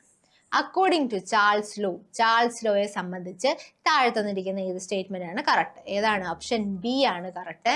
Volume is directly proportional to temperature എന്നുള്ളതാണ് ചാൾസ് ലോയുടെ ആ ഒരു കൺസെപ്റ്റ് എന്ന് പറയുന്നത്. വോളിയം കൂടിക്കഴിഞ്ഞാൽ ടെമ്പറേച്ചർ കൂടും. ഡയറക്ട്ലി പ്രൊപ്പോർഷണൽ മീൻസ് വോളിയം കൂടിക്കഴിഞ്ഞാൽ ടെമ്പറേച്ചർ കൂടിക്കഴിഞ്ഞാൽ വോളിയവും കൂടും എന്നുള്ളതാണ് ആര് പറയുന്നത്? ചാൾസ് ലോ പറയുന്നത്. ടെമ്പറേച്ചർ ഇൻക്രീസ് ചെയ്ത് കഴിഞ്ഞാൽ അവിടെ വോളിയം എക്സ്പാൻഷന് ചാൻസ് ഉണ്ട് എന്ന് പറയുന്നതാണ് ചാൾസ് ലോ. ഇനി നമ്മൾ pH കണ്ടുപിടിക്കുന്ന ഇക്വേഷൻ ആണ്, pH കണ്ടുപിടിക്കുന്ന പ്രോബ്ലം ആണ്. pHന്റെ ഫുൾ ഫോം എന്താണ്? Potential of hydrogen. എന്താണ്? Potential of hydrogen. 0 to 14 ഒരു ലോഗരിതമിക് സ്കെയിലാണ് നമ്മൾ എന്ത് മെഷർ ചെയ്യുന്നത്? ഈ pH മെഷർ ചെയ്യുന്നത്. pH എന്ന് പറഞ്ഞാൽ എന്താണ്? എത്രത്തോളം അസിഡിറ്റി ഉണ്ട് എന്ന് മെഷർ ചെയ്യുന്നതാണ് എന്ത്? pH എന്ന് പറയുന്നത്. pH ആദ്യമായി കണ്ടുപിടിച്ചത് സൊറൻസൺ എന്ന് പറയുന്ന സയന്റിസ്റ്റ് ആണ്. സൊറൻസൺ. ഓക്കെ, ഇത്രയും കാര്യങ്ങൾ ബേസിക് ആയിട്ട് അറിഞ്ഞിരിക്കുക. അപ്പോൾ ഇവിടെ തന്നേക്കുന്നത് 2 നോർമൽ HCl തന്നിട്ടുണ്ട്. 2 നോർമൽ HCl, അതിന്റെ pH ഏതാണെന്നാണ് ചോദിക്കുന്നത്. അപ്പോൾ HCl ആണ്, സോ നമുക്കറിയാം അസിഡിക് ആണെന്ന് അറിയാം. അപ്പോൾ എന്താണ് നോക്കാം, ഏതാണെന്ന് നോക്കാം. ഇപ്പൊ HCl തന്നിട്ടുണ്ട്, H+ഉം Cl-. pH കണ്ടുപിടിക്കുന്ന ഇക്വേഷൻ എന്താണ് നമുക്കറിയണം? -log H+. എത്രയാണെന്നുള്ളത് ഇട്ട് കൊടുക്കണം. അപ്പൊ ഇവിടെ നമുക്ക് 2 നോർമലൻ തന്നിട്ടുണ്ട്. H+ന്റെ കോൺസെൻട്രേഷൻ 2 നോർമലൻ തന്നിട്ടുണ്ട്. അപ്പൊ -log2 അത് നമ്മൾ കാൽക്കുലേറ്റ് ചെയ്യുമ്പോഴത്തേക്കും -0.3 എന്നാണ് കിട്ടുന്നത്. അപ്പോ മൈനസിലേക്ക് പോയിരിക്കുക, അതായത് 0 വാല്യൂസ് ബിലോ 0 റെയർ ആണ്. സോ നമുക്ക് എന്താണ്? pH അപ്രോക്സിമേറ്റ്ലി 0 ആണ് എന്ന് കൺസിഡർ ചെയ്യാനേ നമുക്ക് പറ്റുള്ളൂ. ഓക്കെ, അത്രയും 2 നോർമൽ അത്ര അസിഡിക് ആണെങ്കിൽ നമ്മൾ വിചാരിച്ചു കൊടുക്കുക 0യിലും താഴെയാണ്, ഹൈലി അസിഡിക് ആണ് എന്ന് വിചാരിക്കുക കേട്ടോ. അടുത്ത ക്വസ്റ്റ്യൻ നോക്കാം. അക്വാറീജിയ. അക്വാറീജിയ എന്ന് പറയുന്നത് ഏതൊക്കെ മിക്സ്ചറിന്റെ ഏതൊക്കെ ആസിഡ്സ് ചേർന്നിട്ടുള്ള മിക്സ്ചർ ആണെന്ന് അറിഞ്ഞിരിക്കണം. ഏതൊക്കെയാണ്? നമ്മുടെ HNO3യും HCl-ഉം ചേർന്നിട്ടുള്ള മിക്സ്ചർ ആണ് എന്തെന്ന് പറയുന്നത്? നമ്മുടെ അക്വാറീജിയ എന്ന് പറയുന്നത്. HCl 3 പോർഷനും നൈട്രിക് ആസിഡ് 1 പോർഷനും. ഓക്കെ, അതാണ് എന്തെന്ന് പറയുന്നത്? നമ്മുടെ അക്വാറീജിയ എന്ന് പറയുന്നത്. അക്വാറീജിയ എന്തിനുള്ളതാണ്? നമ്മുടെ നോബൽ മെറ്റൽസ് ആയ ഗോൾഡ്, പ്ലാറ്റിനം മുതലായവയെ ഡിസോൾവ് ചെയ്യാൻ കഴിവുള്ളവയാണ് അക്വാറീജിയ എന്ന് പറയുന്ന മിക്സ്ചർ. ഓക്കെ, മറ്റൊരു കാര്യം അറിഞ്ഞിരിക്കേണ്ടത് എന്താണ് നോബൽ മെറ്റൽസ് എന്നുള്ളത്. നമുക്കറിയാം, നമ്മൾ നോർമലി നമുക്കറിയാവുന്ന മെറ്റൽസ് ആണ് അയൺ ഒക്കെ, അല്ലെ? അയൺ ഒക്കെ എന്താണ്? ഒരുപാട് കാലം വെളിയിൽ വെച്ച് കഴിഞ്ഞാൽ എയറും മോയ്സ്ചറുമായിട്ട് കോണ്ടാക്റ്റിൽ വന്ന് റസ്റ്റ് ഉണ്ടാവാനുള്ള ചാൻസ് ഉണ്ട്, തുരുമ്പ് പിടിക്കാനുള്ള ചാൻസ് ഉണ്ട്. പക്ഷെ ഗോൾഡോ പ്ലാറ്റിനത്തിനോ ഇങ്ങനെ സംഭവിക്കുന്നില്ല. സോ അതുകൊണ്ടാണ് അവയെ എന്തെന്ന് വിളിക്കുന്നത്? നോബൽ മെറ്റൽസ് എന്ന് വിളിക്കുന്നത്. ആരെ? ഗോൾഡിനെയും പ്ലാറ്റിനത്തെയും. ഇവിടെ അക്വാറീജിയ എന്ന് പറയുന്നത് HCl HNO3യുടെ ഒരു മിക്സ്ചർ ആണ് എന്ന് പറയാം. പിന്നെന്ന് വെച്ചാൽ ഈ ഒരു ഗ്യാസ് കമ്പൈൻ ചെയ്യുമ്പോൾ, അല്ലെങ്കിൽ ഈ ഒരു ആസിഡ്സ് കമ്പൈൻ ചെയ്യുമ്പോൾ അവിടെ ഒരു ഗ്യാസ് പ്രൊഡ്യൂസ് ചെയ്യുന്നുണ്ട്. ആ ഗ്യാസ് ആണ് NOCl അഥവാ നൈട്രോസിൽ ക്ലോറൈഡ് പ്രൊഡ്യൂസ് ചെയ്യുന്നുണ്ട്. ഗ്യാസ് ഉണ്ടാവുന്നത് ക്ലോറിൻ ഗ്യാസ് ആണ് അവിടെ പ്രൊഡ്യൂസ് ചെയ്യുന്നത്. ആ ഒരു കാര്യം കൂടെ അറിഞ്ഞിരിക്കുക. ഇവിടെ HNO3 HCl കമ്പൈൻ ചെയ്യുന്നു, NOCl നൈട്രോസിൽ ക്ലോറൈഡ് ഉണ്ടാവുന്നു, അതോടൊപ്പം ക്ലോറിൻ ഗ്യാസും അവിടെ ഇവോൾവ് ചെയ്യുന്നുണ്ട് എന്ന് അറിഞ്ഞിരിക്കുക. അപ്പോൾ ഇവിടെ ഓപ്ഷൻ ഡി ആണ് ആൻസർ. കോൺസെൻട്രേറ്റഡ് നൈട്രിക് ആസിഡും കോൺസെൻട്രേറ്റഡ് ഹൈഡ്രോക്ലോറിക് ആസിഡും 1:3 റേഷ്യോയിലാണ് ചെയ്തിരിക്കുന്നത്. നൈട്രിക് ആസിഡ് എപ്പോഴും 1 പോർഷനേ ഉണ്ടാവുള്ളൂ എന്നാലോചിക്കുക, മറ്റേത് 3 ആയിരിക്കും. ഇനി അടുത്ത ക്വസ്റ്റ്യൻ വരുന്നത് ഗ്രീൻ കെമിസ്ട്രി ആയിട്ട് റിലേറ്റ് ചെയ്തിട്ടുള്ള ഒരു ക്വസ്റ്റ്യൻ ആണ്. ഗ്രീൻ കെമിസ്ട്രി എന്താണ്? നമ്മുടെ സസ്റ്റൈനബിൾ ലൈഫ് എന്നെ കൊണ്ടാണ് ഉദ്ദേശിക്കുന്നത്. അതായത് നമ്മളെ കെമിസ്ട്രി നമുക്കറിയാം, ഒരുപാട് കെമിക്കൽസ് നമ്മൾ ഭൂമിയിലേക്ക് നമ്മൾ പൊഴിച്ച് കളയുന്നത്. ഇപ്പൊ ലാബിലൊക്കെ തന്നെ ആയാലും നമ്മൾ എന്തോരം കെമിക്കൽസ് ആണ് നമ്മൾ യൂസ് ചെയ്ത് ഭൂമിയിലേക്ക് നമ്മൾ വിടുന്നത്. അപ്പൊ ആ ഒരു ഇതൊക്കെ കുറച്ച് ഭൂമിക്ക് അല്ലെങ്കിൽ നേച്ചറിന് ലെസർ ആയിട്ടുള്ള ഒരു എഫക്റ്റ് കൊണ്ടുവരിക, അല്ലെങ്കിൽ കുറച്ചും കൂടെ ഗ്രീനർ ആയിട്ടുള്ള കാര്യങ്ങൾ ചെയ്യുക എന്നുള്ളതാണ് ഗ്രീൻ കെമിസ്ട്രി കൊണ്ട് ഉദ്ദേശിക്കുന്നത്. അപ്പോൾ ഗ്രീൻ കെമിസ്ട്രിയുടെ പ്രിൻസിപ്പിൾസ് അല്ലെങ്കിൽ താഴെ തന്നിരിക്കുന്നതിൽ ഗ്രീൻ കെമിസ്ട്രിയുമായിട്ട് റിലേറ്റ് ചെയ്തിട്ടുള്ള സ്റ്റേറ്റ്മെന്റ്സ് ഏതൊക്കെയാണെന്നാണ് ചോദിച്ചേക്കുന്നത്. ഏതൊക്കെയാണ്? Eliminate the use or generation of hazardous substances, അതായത് പോയിസണസ് ആയിട്ടുള്ള അല്ലെങ്കിൽ ഹസാഡസ് ആയിട്ടുള്ള സബ്സ്റ്റൻസുകളെ ഒഴിവാക്കുക. പിന്നെന്താ? Minimization of waste in the manufacture of chemicals and allied products, അതായത് നമ്മൾ ഓരോന്ന് ചെയ്യുമ്പോഴത്തേക്കും അവിടെ ഉണ്ടാവുന്ന വേസ്റ്റ് മാക്സിമം കുറയ്ക്കുക എന്നുള്ള ഒരു concept. 2, applies innovative scientific solution to the real world environmental problems. ഇതിൽ ഏതാണ്? എല്ലാ സ്റ്റേറ്റ്മെന്റും എന്താണ്? കറക്റ്റ് ആണ്. നിങ്ങൾ ഗ്രീൻ കെമിസ്ട്രി പഠിക്കുമ്പോഴത്തേക്കും പഠിച്ചിരിക്കേണ്ട ഒരു 12 പ്രിൻസിപ്പിൾസ് ഉണ്ട്. ഗ്രീൻ കെമിസ്ട്രിക്ക് 12 പ്രിൻസിപ്പിൾസ് ഉണ്ട്. ഗ്രീൻ കെമിസ്ട്രി ഫോർമുലേറ്റ് ചെയ്യുന്നത് പോൾ അനാസ്തസും ജോൺ വാർണർ എന്ന് പറയുന്ന 2 സയന്റിസ്റ്റ് ആണ്. വർഷം 1998. അപ്പോൾ ഈ കാണിച്ചേക്കുന്നത് എന്താണ്? മറ്റൊന്നുമല്ല, നമ്മുടെ ഗ്രീൻ കെമിസ്ട്രിയുടെ പ്രിൻസിപ്പിൾസ് ആണ്. 12 പ്രിൻസിപ്പിൾസ് ഓഫ് ഗ്രീൻ കെമിസ്ട്രി എന്ന് പറയും. ഫസ്റ്റ് വൺ ആണ് പ്രിവെൻഷൻ. അതായത് ഉണ്ടാകുന്ന വേസ്റ്റ് അല്ലെങ്കിൽ വേസ്റ്റ് മാറ്റേഴ്സ് ഉണ്ടാകുന്നതിനെക്കാട്ടിലും മുന്നേ പ്രിവെന്റ് ചെയ്യാനായിട്ടുള്ള മെഷേഴ്സ് എടുക്കുക എന്നുള്ളതാണ് ഒന്ന്. 2, ആറ്റം എക്കണോമി. ആറ്റം എക്കണോമി കൊണ്ട് ഉദ്ദേശിക്കുന്നത് മാക്സിമം എല്ലാ റിയാക്ടൻസിനെയും, അതായത് ഒരു 2 റിയാക്ടൻസ് ചേർന്നിട്ടായിരിക്കും പ്രൊഡക്റ്റ് ഉണ്ടാവുക. അതായത് ഇപ്പോൾ എയും ബിയും ചേർന്നിട്ടായിരിക്കുമല്ലോ സി എന്ന പ്രൊഡക്റ്റ് ഉണ്ടാകുന്നത്. മാക്സിമം എയും ബിനെയും, അതായത് സി ഉണ്ടാകും, പിന്നെ അതിനോടൊപ്പം ഡി എന്ന് പറയുന്ന ഒരു ബൈ പ്രോഡക്റ്റ് കൂടെ ഉണ്ടാവാറുണ്ട്. മാക്സിമം എന്താണ് പ്രൊഡക്റ്റ് ആയിട്ട് കൺവേർട്ട് ചെയ്യാൻ ശ്രമിക്കുക. കൂടുതൽ ബൈ പ്രൊഡക്റ്റ് ഉണ്ടായി ആവശ്യമില്ലാത്ത ബൈ പ്രൊഡക്റ്റ് ഉണ്ടാക്കാതിരിക്കുക എന്നുള്ളതാണ്. അപ്പം maximize incorporation of all materials into final product എന്നുള്ളതാണ് ആറ്റം എക്കണോമി കൊണ്ട് ഉദ്ദേശിക്കുന്നത്. Less hazardous chemical synthesis. വളരെ ഹസാഡസ് കുറവായിട്ടുള്ള കെമിക്കൽസ് സിന്തസൈസ് ചെയ്യുക. സേഫർ കെമിക്കൽസ് ഡിസൈൻ ചെയ്യുക. സേഫർ സോൾവെന്റുകൾ ഉപയോഗിക്കുക. ഓക്സിഡറൈസ് ഉപയോഗിക്കുക. ഇനി എനർജി എഫിഷ്യൻസിക്ക് വേണ്ടിയിട്ട്, അതായത് മാക്സിമം എനർജി കൺസപ്ഷൻ കുറയ്ക്കുക, അതായത് മാക്സിമം അങ്ങനെ ചെയ്യാൻ ശ്രമിക്കുക. റിന്യൂവബിൾ ആയിട്ടുള്ള ഫീഡ് സ്റ്റോക്ക് ഉപയോഗിക്കുക. ഡെറിവേറ്റീവ്സ്, അതായത് ഡെറിവേറ്റീവ്സ് എന്ന് പറയുമ്പോഴത്തേക്കും അത് നിങ്ങൾ ഡീറ്റെയിൽ ആയിട്ട് പഠിക്കേണ്ട, തൽക്കാലം അറിഞ്ഞിരിക്കുക. പിന്നെ കറ്റാലിസിസ് സെലക്റ്റീവ് ആയിട്ട്, അതായത് കാറ്റലിസ്റ്റ് എന്ന് പറയുന്നത് ഒരു റിയാക്ഷന്റെ സ്പീഡ് കൂട്ടാനായിട്ട് ഉപയോഗിക്കുന്നതാണ്. അപ്പോൾ ഈ കറ്റാലിസിസ് സെലക്റ്റീവ് ആയിട്ട് ഉപയോഗിക്കാൻ ശ്രമിക്കുക. കാരണം നമുക്കറിയാം കാറ്റലിസ്റ്റ് ഉപയോഗിച്ച് കഴിഞ്ഞാൽ at the end of the reaction നമുക്ക് കാറ്റലിസ്റ്റ് തിരിച്ചു കിട്ടും. അപ്പോൾ അധികം ബൈ പ്രൊഡക്റ്റ് ഒന്നും ഉണ്ടാകാതെ പെർഫെക്റ്റ് ആയിട്ടുള്ള കാറ്റലിസ്റ്റ് ചൂസ് ചെയ്യാൻ ശ്രമിക്കുക. ഡിസൈൻ ഫോർ ഡീഗ്രഡേഷൻ, അതായത് നമ്മൾ ഈ കെമിക്കൽസ് ഉണ്ടാക്കി കഴിഞ്ഞു കഴിഞ്ഞാൽ അത് ഡീഗ്രേഡ് ചെയ്യാൻ പറ്റുന്നതാണ്, ഭൂമിയിലേക്ക് അലിഞ്ഞു ചേരുന്നതാണ് എന്ന് ഉറപ്പുവരുത്തുക. Real time analysis for pollution prevention, അതായത് ഒരു റിയാക്ഷൻ നടക്കുമ്പോഴത്തേക്കും റിയൽ ടൈമിൽ നമ്മൾ പോയി ഇത് എക്സാമിൻ ചെയ്ത് വേറെ പ്രശ്നങ്ങളൊന്നും ഇല്ല എന്ന് ഇത് ഉറപ്പുവരുത്തുക. അതർവൈസ് എന്ത് സംഭവിക്കും? കെമിക്കലിന്റെ വേസ്റ്റേജ് ഉണ്ടാവും, ഹസാഡസ് ആയിട്ടുള്ള ബൈ പ്രോഡക്റ്റ് ഉണ്ടാവാൻ ചാൻസ് ഉണ്ട്. അപ്പോൾ അതൊക്കെയാണ്. Inherently safer chemistry for accident prevention, അതായത് ആക്സിഡൻസ് കുറയ്ക്കാൻ വേണ്ടിയിട്ട് ലെസർ ആയിട്ടുള്ള എന്താണ് സബ്സ്റ്റൻസ്, ലെസർ ആക്സിഡൻസ് ഉണ്ടാക്കുന്ന സബ്സ്റ്റൻസ് മാത്രം ഉപയോഗിച്ച് എന്ത് ചെയ്യാൻ ശ്രമിക്കുക? എക്സ്പെരിമെന്റ്സ് അല്ലെങ്കിൽ റിയാക്ഷൻസ് നടത്താൻ ശ്രമിക്കുക. അപ്പോൾ ഇതൊക്കെയാണ് ഗ്രീൻ കെമിസ്ട്രിയുടെ 12 പ്രിൻസിപ്പിൾസ് എന്ന് പറയുന്നത്. ഓക്കെ, ഇനി നമ്മൾ വളരെ ഇമ്പോർട്ടൻ്റ് ആയിട്ടുള്ള ഹൈഡ്രജൻ സ്പെക്ട്രത്തിന്റെ ഒരു റിലേറ്റ് ചെയ്ത ക്വസ്റ്റ്യൻ ആണ്. നിങ്ങൾ കേട്ടിട്ടുണ്ടാവും Lyman, Balmer, Paschen, Brackett, Pfund സീരീസിനെ കുറിച്ച് നിങ്ങൾ കേട്ടിട്ടുണ്ടാവും. അപ്പോൾ ഇവിടെ തന്നിരിക്കുന്നത് first Balmer line in the hydrogen സ്പെക്ട്രത്തില് ഫസ്റ്റ് ബാൽമർ ലൈൻ അപ്പിയർ ചെയ്തത് 20,000 സെന്റിമീറ്റർ ഇൻവേഴ്സ് ആണ് അതിന്റെ വേവ് ലെന്ത്. ഓക്കെ, അതിന്റെ വേവ് നമ്പർ എന്ന് പറയുന്നത് അങ്ങനെയാണെങ്കിൽ HE helium plus ion, HE plus അയോണിന്റെ ഫസ്റ്റ് ബാൽമർ ലൈനിലെ വേവ് നമ്പർ എന്തായിരിക്കും എന്നാണ് ചോദ്യം. അപ്പൊ നമ്മൾ ഇവിടെ അറിഞ്ഞിരിക്കേണ്ട ഒരു ഇക്വേഷൻ ഉണ്ട്. Wave number is equal to R into Z² into 1 എന്താണ് N. അപ്പൊ ഇക്വേഷൻ എന്താണ്? Nu is equal to RZ² into 1/N1² minus എന്താണ് 1/N2² എന്നുള്ളതാണ്. അപ്പോൾ ഇതിനകത്ത് R എന്ന് പറയുന്നത് റിഡ്ബർഗ് കോൺസ്റ്റന്റ് ആണ്. 109733373 ഇൻറ്റു 10⁻⁷ എന്നുള്ളതാണ്. 10⁻⁷ എന്നുള്ളതാണ് റിഡ്ബർഗ് കോൺസ്റ്റന്റ്, അതാണ് ഇട്ട് കൊടുക്കുന്നത്. Z എന്ന് പറയുന്നത് അറ്റോമിക് നമ്പർ ആണ്. ഓക്കെ, അപ്പോൾ നമുക്ക് ഫസ്റ്റ് ബാൽമർ ലൈൻ, അതായത് ഹൈഡ്രജന്റെ തന്നിട്ടുണ്ട്. Z ഈസ് ഈക്വൽ ടു 1 ആയപ്പോൾ ഉള്ള തന്നിട്ടുണ്ട്. എത്രയാണ്? 20,000 സെന്റിമീറ്റർ ഇൻവേഴ്സ് എന്ന് തന്നിട്ടുണ്ട്.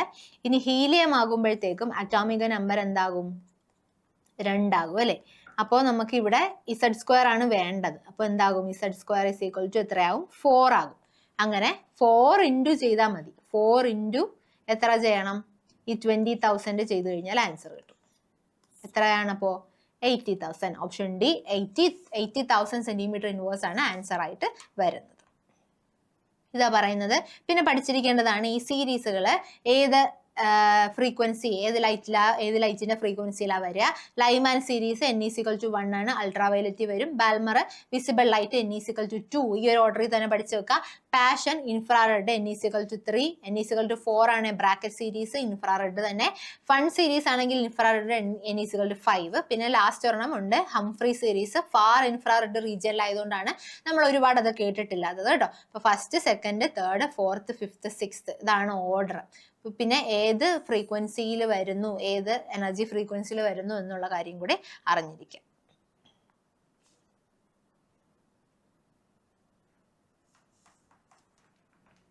അടുത്ത question, among the following elements which one required highest frequency radiation for electron emission?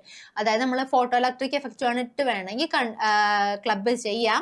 അതായത് ഇതിൽ ഏത് എലമെന്റിനാണ് നമ്മൾ കൂടുതൽ എനർജി കൊടുത്താൽ മാത്രമേ അതിനകത്ത് ഇലക്ട്രോൺസ് പുറത്തേക്ക് വരുള്ളൂ.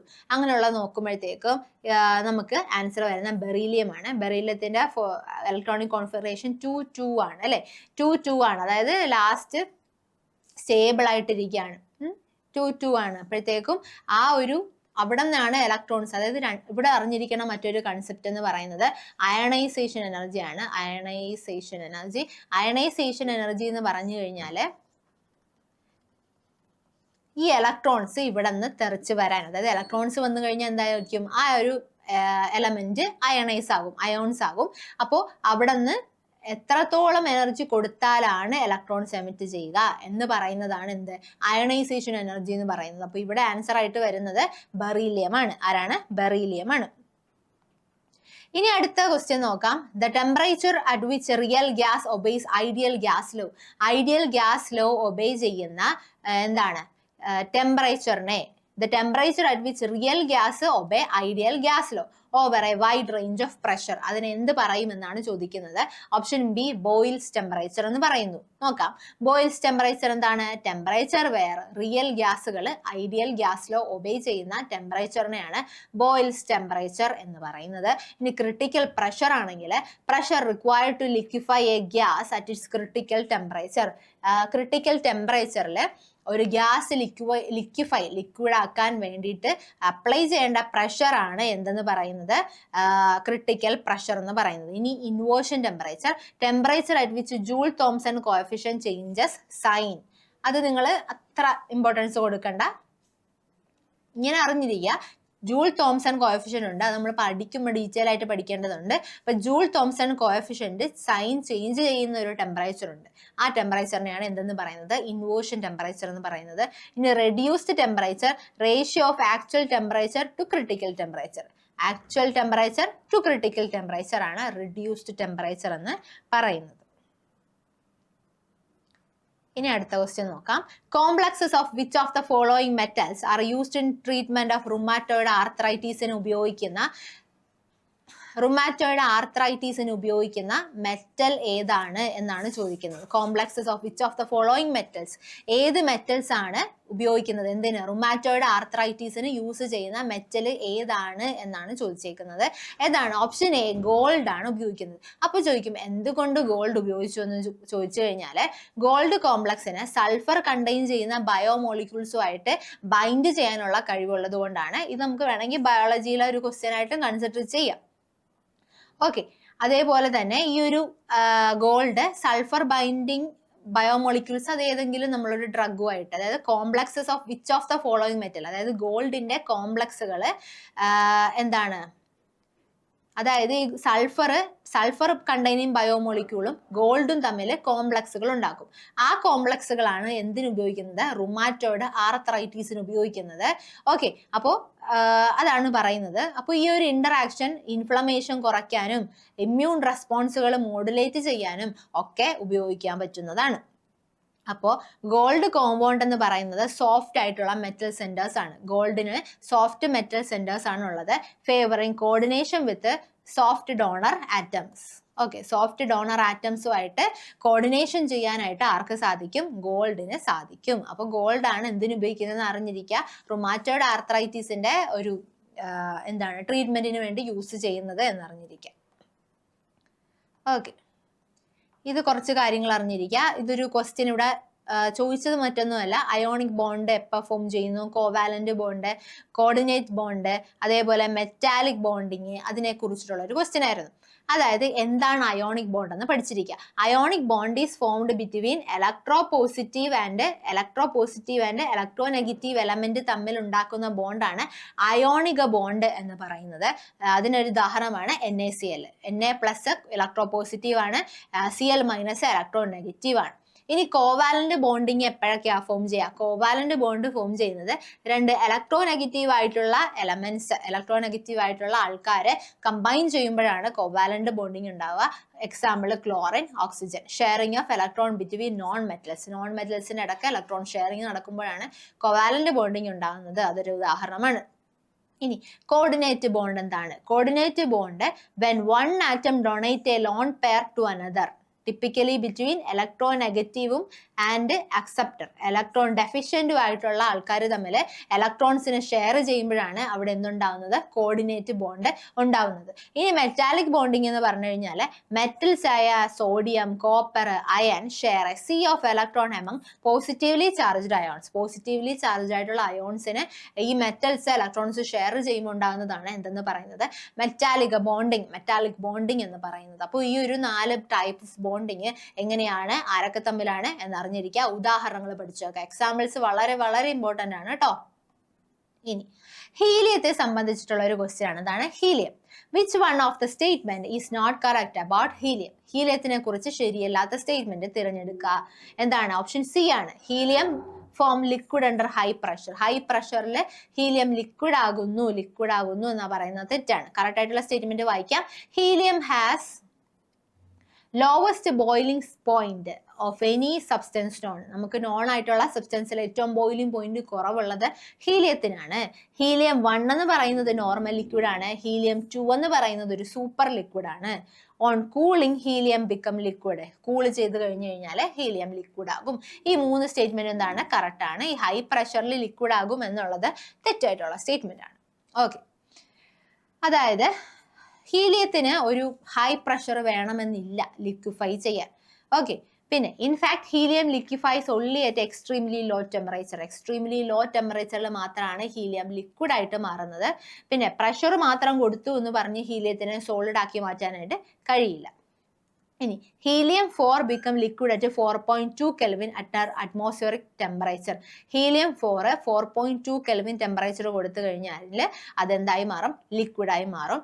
ഹൈ പ്രഷറിൽ solidifies only under very high pressure. High pressure കൊടുത്തു കഴിഞ്ഞാൽ എന്താണ്? ഈ ഒരു ടെമ്പറേച്ചറിലും ഹൈ പ്രഷറിലും ഇത് എന്താണ്? 4.2 കെൽവിനിൽ അറ്റ്മോസ്ഫിയറിക് പ്രഷറിൽ കൊടുത്തു കഴിഞ്ഞാൽ ഹീലിയം 4 ലിക്വിഡ് ആകും. And solidifies only under very high pressure and at even low temperature. Low ടെമ്പറേച്ചറിലാണെങ്കിലും ഹൈ പ്രഷർ കൊടുത്തു കഴിഞ്ഞാൽ സോളിഡ് ആക്കാനായിട്ട് സാധിക്കും. ഓക്കെ, ഇനി അടുത്തത് സൊല്യൂബിലിറ്റി ആയിട്ട് റിലേറ്റ് ചെയ്തിട്ടുള്ള ക്വസ്റ്റ്യൻ ആണ്. ഒന്നാമത്തെ statement, if the solute and solvent have similar characteristics then solubility high ആയിരിക്കും. പോളാർ കോമ്പൗണ്ട് ഹൈലി സൊല്യൂബിൾ ആണ്. പോളാർ സോൾവെന്റിൽ പോളാർ കോമ്പൗണ്ട് സൊല്യൂബിൾ ആണ്. If the solute and solvent have dissimilar chemical properties then solubility കുറവായിരിക്കും. സൊല്യൂട്ടിനും സോൾവെന്റിനും രണ്ട് chemical, അതായത് വ്യത്യസ്തമായ chemical properties ആണെങ്കിൽ അവിടെ solubility എന്തായിരിക്കും? കുറവായിരിക്കും. നാലാമത്തെ statement, polar compound non polar സോൾവെന്റിൽ സൊല്യൂബിൾ ആണെന്ന്. ഇവിടെ നമ്മൾ പറഞ്ഞു പോളാർ സോൾവെന്റിൽ തന്നെ പോളാർ കോമ്പൗണ്ട് പോളാർ സോൾവെന്റിൽ സൊല്യൂബിൾ ആണെന്ന് പറഞ്ഞു. ഇവര് ലാസ്റ്റ് സ്റ്റേറ്റ്മെന്റിൽ പറയാണ് പോളാർ കോമ്പൗണ്ട് നോൺ പോളാർ സോൾവെന്റിൽ സൊല്യൂബിൾ ആണെന്ന്. ഏതാണ്? ലാസ്റ്റ് സ്റ്റേറ്റ്മെന്റ് ആണ് തെറ്റായിട്ടുള്ളത്. 1, 2, 3 സ്റ്റേറ്റ്മെന്റ് എന്താണ്? കറക്റ്റ് ആണ്. ഓക്കെ, അതായത് ലൈക്ക് ഡിസോൾവ് ലൈക്ക് റൂൾ ആണ്. അതായത് സൊല്യൂട്ട് ആൻഡ് സോൾവെന്റിന് സിമിലർ ക്യാരക്ടറിസ്റ്റിക് ആണെങ്കിൽ അവരെന്താവും? സൊല്യൂബിൾ ആകും, പരസ്പരം സൊല്യൂബിൾ ആകും. അതായത് ഒരു എക്സ് എന്ന് പറയുന്ന ഒരു ഗ്യാസ് വൈനെക്കാട്ടിലും 10 ടൈംസ് ഡിഫ്യൂസ് ചെയ്യുന്നു. അങ്ങനെയാണെങ്കിൽ എക്സിന്റെയും വൈന്റെയും മോളിക്കുലാർ വെയിറ്റ് റേഷ്യോ എത്രയായിരിക്കും എന്നാണ് ചോദിക്കുന്നത്. കുറച്ച് നമ്മൾ അറിഞ്ഞിരിക്കേണ്ടതാണ്. ഗ്രഹാംസ് ലോ ഓഫ് ഡിഫ്യൂഷൻ എന്ന് പറയുന്ന ഒരു ലോ ഉണ്ട്. അത് പ്രകാരമുള്ളൊരു ഇക്വേഷൻ ആണ് RX/RY is equal to root of MY by MX എന്നുള്ളത്. ഇതില് എന്താ പറഞ്ഞത്, Rx എന്ന് പറയുന്നത് 10Ry ആണെന്ന് പറഞ്ഞു. അങ്ങനെയാണെങ്കിൽ നമ്മൾ 10 = √my/mx എന്ന് എഴുതുകയാണെങ്കിൽ ഈ സ്ക്വയർ റൂട്ടിനെ ഇങ്ങോട്ട് എടുക്കുകയാണെങ്കിൽ എന്തായി മാറും, അതിന്റെ സ്ക്വയർ ആയിട്ട് മാറും അല്ലേ. അപ്പോൾ എന്താണ് 100 = my/mx എന്നാകുന്നു. അപ്പൊ എന്താണ്, ഇതിൽ നമുക്ക് റേഷ്യോ കണ്ടുപിടിച്ചൂടെ, അതായത് ഇങ്ങനെ നമ്മൾ ക്രോസ് ചെയ്യാണ് അല്ലേ. അപ്പോ എന്ത് കിട്ടും, mx my എന്ന് പറയുന്നത് 1 അപ്പോൾ നമ്മൾ ഈ റേഷ്യോ എഴുതി 100 = my/mx എന്ന് എഴുതി. mx my എന്ന് പറയുന്നത് 1:100 റേഷ്യോയിലേക്ക് വരുവാണ്. അപ്പോൾ ഓപ്ഷൻ ഡി 1/100 ആണ് ആൻസർ ആയിട്ട് വരുന്നത്. അപ്പോൾ ഈ ഒരു ഗ്രഹാംസ് ലോ ഓഫ് ഡിഫ്യൂഷൻ അറിഞ്ഞിരിക്കുക. അത് അനുസരിച്ച് നമുക്ക് ഇത് എന്താ ചെയ്തത്, ഈ സ്ക്വയർ റൂട്ടിനെ ഇപ്പുറത്തേക്ക് എടുത്തപ്പോഴത്തേക്കും ഈ 10 എന്നുള്ളത് അതിന്റെ സ്ക്വയർ ആകും. സ്ക്വയർ റൂട്ട് ഇപ്പോഴത്തെ എടുത്തു കഴിഞ്ഞാൽ ഇതിങ്ങനെ ആകും, 10 സ്ക്വയർ ആയി മാറും. അതാണ് 100 എഴുതിയത്. my/mx ഇതിന് ഇങ്ങോട്ട് എടുക്കുമ്പോൾ എന്താ, mxന്റെ റേഷ്യോ, അതായത് നമ്മളിത് റേഷ്യോയിലേക്ക് ഇങ്ങോട്ട് എടുക്കേണ്ട കാര്യമില്ല. ആക്ച്വലി 100/1 എന്ന് നമ്മൾ എഴുതുക. അപ്പോൾ mxന്റെ റേഷ്യോ എത്രയാണ്, 1 ആണ്. myയുടെ റേഷ്യോ എത്രയാണ്, 100. അപ്പോൾ 1/100 എന്ന് നമുക്ക് എഴുതാം. അതാണ് എന്തെന്ന് പറയുന്നത്, എക്സ് 10 ടൈംസ് വൈനെക്കാട്ടിലും ഫാസ്റ്റർ ആയിട്ട് ഡിഫ്യൂസ് ചെയ്യുന്നുണ്ടെങ്കിൽ അതിന്റെ മോളിക്കുലാർ വെയിറ്റ് റേഷ്യോ x/y എന്തായിരിക്കും, 1/100 അഥവാ 1:100 ആയിരിക്കും എന്നറിഞ്ഞിരിക്കാം. അത് ഓരോന്നും ഓരോ പ്രോബ്ലത്തിനെ ഡിപ്പെൻഡ് ചെയ്തിരിക്കും കേട്ടോ. ഇതില് among the following equimolar aqueous solution the boiling point will be lowest. boiling point ഇതിലെ ലോവസ്റ്റ് ഏതാണ് എന്നാണ് ചോദിച്ചേക്കുന്നത്. ഓക്കെ, ബോയിലിംഗ് പോയിന്റ് ഏതിനാണ് കുറവ് എന്നാണ് ചോദിച്ചിരിക്കുന്നത്. ഏതാണ്, ഓപ്ഷൻ ബി ആണ്. ഇതിൽ നിങ്ങൾ അറിഞ്ഞിരിക്കേണ്ട ഒരു ഫോർമുല എന്ന് പറയുന്നത് ΔTB, അതായത് എലിവേഷൻ ഇൻ ബോയിലിംഗ് പോയിന്റിന്റെ ഒരു ഇതാണ്, I × KB × M. ഈ I എന്ന് പറയുന്നത് എന്താണ്, വാൻ ഹോഫ് ഫാക്ടർ ആണ്. വാൻ ഹോഫ് ഫാക്ടർ ഇത് ഞാൻ ഡീറ്റെയിൽ ആയിട്ടൊന്നും പറയുന്നില്ല, എങ്കിൽ കൂടി അറിഞ്ഞിരിക്കുക. ഇതിൽ ΔTB നമ്മൾ എലിവേഷൻ ഇൻ ബോയിലിംഗ് പോയിന്റ് ഒക്കെ പഠിക്കും. തൽക്കാലം ഇങ്ങനെ ഒരു ക്വസ്റ്റ്യൻ ചോദിച്ചു കഴിഞ്ഞാൽ നിങ്ങളിവിടെ ഈ ഐന്റെ വാല്യൂ ആണ് നിങ്ങൾ ആദ്യം അറിഞ്ഞിരിക്കേണ്ടത്. ഇവിടെ NaClന്റെ I എന്ന് പറയുന്നത് ഇതിനകത്ത് 2 മോളിക്യൂൾസ് ആണുള്ളത്. അപ്പോൾ NaClന് 2 I ആണുള്ളത് എന്ന് മനസ്സിലാക്കുക. ബേരിയം ക്ലോറൈഡിൽ നിന്നുണ്ട്, ബേരിയം ഉണ്ട്, 2 ക്ലോറിൻ ഉണ്ട്. സോ I എന്ന് പറയുന്നത് 3 ആണെന്ന് അറിഞ്ഞിരിക്കുക. ഓക്കെ, കാൽഷ്യം ആണെങ്കിലോ ഇവിടെ 3 ആണ്. 2 NO3യും 1 കാൽഷ്യം 3. ഇതിനും എത്രയാണ്, 4 എണ്ണം ഉണ്ട്. അതായത് NO3 3 എണ്ണം ഉണ്ട്, L 1 എണ്ണവും ഉണ്ട്. അപ്പോൾ ഇതിനകത്ത് നോക്കേണ്ടത് I ഏറ്റവും കുറവ്, അതായത് ഈ വാൻ ഹോഫ് ഫാക്ടർ കുറവ് ആർക്കാണെന്ന് നോക്കുക. അതായത് ആർക്കാണ്, I = 2,4 ആർക്കാണ്, NaClനാണ്. സോ ഇതിനകത്ത് വേറെ ഒന്നും നിങ്ങൾ ചിന്തിക്കേണ്ട. ഇതിനകത്ത് ഏറ്റവും കൂടുതൽ കുറവ് I ഏതാണെന്ന് നോക്കുക, 2 ആണ് അല്ലേ. അപ്പൊ so I2 lowest van Hoff factor means lowest boiling point. അപ്പൊ ബോയിലിംഗ് പോയിന്റ് NaCl ആണ്. അപ്പൊ നിങ്ങൾ ആലോചിക്കും, ഈ ഒരു സാധനം അറിയില്ലെങ്കിൽ എങ്ങനെ കണ്ടുപിടിക്കുമെന്ന് നിങ്ങൾ കൺഫ്യൂസ് ആയിരിക്കും അല്ലെ. അപ്പൊ ഇവിടെ ഈ ഒരു ഐയുടെ കാര്യം മാത്രം നിങ്ങൾ ആലോചിച്ചാൽ മതി. ഇപ്പൊ നമ്പർ ഓഫ് ആറ്റംസ് വെച്ച് എടുത്തത് Na1 Cl1 അങ്ങനെ 2, ഇത് Ba1 ക്ലോറിൻ 2 3, അങ്ങനെ 3 എണ്ണം ആണെങ്കിൽ I = 3. ഇവിടെയും 3 എണ്ണമാണ്, ഇവിടെ 4 എണ്ണമാണ്, ലാസ്റ്റത്തെ 4 എണ്ണമാണ്. So lowest boiling point. അത്രയും കാര്യങ്ങളേ ഉള്ളൂ. ഇനി അടുത്ത 30ാമത്തെ question, United Nation 2025 international year of dash ആയിട്ട് കൺസിഡർ ചെയ്തിരുന്നു. ഏതാണ്, option C quantum science and technology ആയിട്ട് 2025 യുണൈറ്റഡ് നേഷൻ പ്രൊക്ലെയിം ചെയ്തിരുന്നു. ഇനി 31ാമത്തെ question, which of the following solution aqueous solution is most acidic എന്നുള്ളതാണ് ഇക്വേഷൻ. ഏതാണ്, ഇതിനകത്ത് FeCl3 ആണ് ഏറ്റവും acidic ആയിട്ടുള്ളത്. നമ്മൾ അടുത്തൊരു ടേബിൾ എടുക്കുകയാണെങ്കിൽ ഇവിടെ NaNO3 ഫോം ചെയ്തിരിക്കുന്നത് സോൾട്ട് ആണ്. സ്ട്രോങ് ആസിഡും നൈട്രിക് ആസിഡും സ്ട്രോങ് ബേസും NaCl അവർ കമ്പൈൻ ചെയ്തിട്ടാണ് NaNO3 ഫോം ചെയ്തേക്കുന്നത്. അതേപോലെ K2CO3 സ്ട്രോങ് ബേസും വീക്ക് ആസിഡും വെച്ചിട്ടാണ് ഫോം ചെയ്തേക്കുന്നത്. FeCl3 സ്ട്രോങ് ആസിഡും വീക്ക് ബേസും വെച്ചിട്ടാണ് കമ്പൈൻ ചെയ്തേക്കുന്നത്. NaCN സോഡിയം സയനൈഡ് സ്ട്രോങ് ബേസും വീക്ക് ആസിഡും ആയിട്ടാണ് വന്നേക്കുന്നത്. അപ്പൊ അതൊരു ബേസിക് എഫക്റ്റ് ആയിരിക്കും pH തരിക. ഇവിടെ നമ്മൾ FeCl3 നോക്കുകയാണെങ്കിൽ FeCl3 ആണ് കുറച്ചും കൂടെ ആസിഡിക് ആയിട്ടുള്ളത്. ബാക്കി ഇവർ രണ്ടിനും സ്ട്രോങ് ആസിഡും സ്ട്രോങ് ബേസും വന്ന് എന്തായി പോവും, അത് ന്യൂട്രൽ ആയി പോവും. സ്ട്രോങ് ബേസും വീക്ക് ആസിഡും ആണെങ്കിൽ അത് സ്ട്രോങ് ബേസ് ആണല്ലോ കൂടുതൽ, അവിടെ ബേസിക് ആയിരിക്കും. ഇവിടെ സ്ട്രോങ് ആസിഡ് എടുത്തത് കൊണ്ട് ആ സൊല്യൂഷൻ എന്തായിരിക്കും, ആസിഡിക് ആയിരിക്കും. ഇവിടെ വീക്ക് ബേസ് ആണ്, സോ സൊല്യൂഷൻ എന്തായിരിക്കും, അസിഡിക് ആയിരിക്കും. ഇനി സോഡിയം സയനൈഡ് ആണെങ്കിൽ സ്ട്രോങ് ബേസും വീക്ക് ആസിഡും, അപ്പൊ ആ സൊല്യൂഷൻ എന്തായിരിക്കും, ആ pH നോക്കുകയാണെങ്കിൽ ബേസിക് ആയിരിക്കും. സോ ഇവരൊന്നുമല്ല, FeCl3 ആണ് കൂടുതൽ എന്താണ് അസിഡിക് ആയിട്ടുള്ളത്. കാരണം സ്ട്രോങ് ആസിഡും വീക്ക് ബേസും ചേർന്നിട്ടാണ് ഈ FeCl3 പ്രിപ്പയർ ചെയ്തിരിക്കുന്നത്. Fe3+ hydrolyses to release H+. Okay, അപ്പൊ ഇത്രയും കാര്യങ്ങളാണ് ഫിസിക്സും കെമിസ്ട്രിയും നമുക്ക് പഠിക്കാനുള്ളത്. ഒരുപാട് കാര്യങ്ങൾ, ഏകദേശം എല്ലാ കാര്യങ്ങളും കവർ ചെയ്തിട്ടുണ്ടെന്ന് വിചാരിക്കുന്നു. ഇനിയും ചില സിമ്പിൾ കാര്യങ്ങളുണ്ട്. അപ്പോൾ നിങ്ങൾ പ്രീവിയസ് ഇയർ ക്വസ്റ്റ്യൻസ് തന്നെ മാക്സിമം പഠിച്ചിട്ടില്ല എന്നുണ്ടെങ്കിൽ പ്രീവിയസ് ക്വസ്റ്റ്യൻസ് തന്നെ നോക്കുക. അല്ലെങ്കിൽ പഠിച്ചിട്ടുള്ളവരാണെങ്കിൽ പഴയ കാര്യങ്ങൾ ഇതേപോലെ പോയിന്റ് ആക്കിയിട്ടുണ്ടെങ്കിൽ അതൊന്ന് ബ്രഷ് അപ്പ് ചെയ്യാൻ ശ്രമിക്കുക. പ്രോബ്ലംസ് ഉറപ്പായിട്ടും ക്വസ്റ്റ്യൻ പേപ്പറിൽ ഉണ്ടാവും. സോ ഇക്വേഷൻസ് പ്രധാനമായിട്ടും നോക്കുക. ഏറ്റവും ലാസ്റ്റ് മിനിറ്റിലാണെങ്കിലും ഇക്വേഷൻ ഒന്നും കൂടെ ബ്രഷ് അപ്പ് ചെയ്യാൻ ശ്രമിക്കുക കേട്ടോ. അപ്പോൾ ഇത്രയും കാര്യങ്ങളാണ്. എന്തെങ്കിലും ഡൗട്ടോ കാര്യങ്ങളോ ഉണ്ടെങ്കിൽ കമന്റ് സെക്ഷനിൽ ചോദിക്കുക. നിങ്ങൾക്ക് കൂടുതൽ കാര്യങ്ങൾ അറിയണം എന്നുണ്ടെങ്കിൽ ടെലഗ്രാമിൽ വന്നിട്ട് മെറ്റീരിയൽസ് ചോദിച്ചു കഴിഞ്ഞു കഴിഞ്ഞാൽ മെറ്റീരിയൽസ് കിട്ടും. എന്താണ് നിങ്ങൾക്ക് ആവശ്യമെന്ന് പറഞ്ഞു കഴിഞ്ഞാൽ നിങ്ങൾക്ക് അത് പ്രൊവൈഡ് ചെയ്യുന്നതായിരിക്കും. So thank you. എല്ലാവരും തന്നെ ചാനൽ സബ്സ്ക്രൈബ് ചെയ്യുക, ടെലഗ്രാം ചാനൽ ഫോളോ ചെയ്യുക, നിങ്ങളുടെ ഫ്രണ്ട്സിന് കൂടി വീഡിയോ ഷെയർ ചെയ്യുക. ഓക്കെ, അപ്പോൾ നെക്സ്റ്റ് വീഡിയോയിൽ നമുക്ക് കാണാം. Thank you.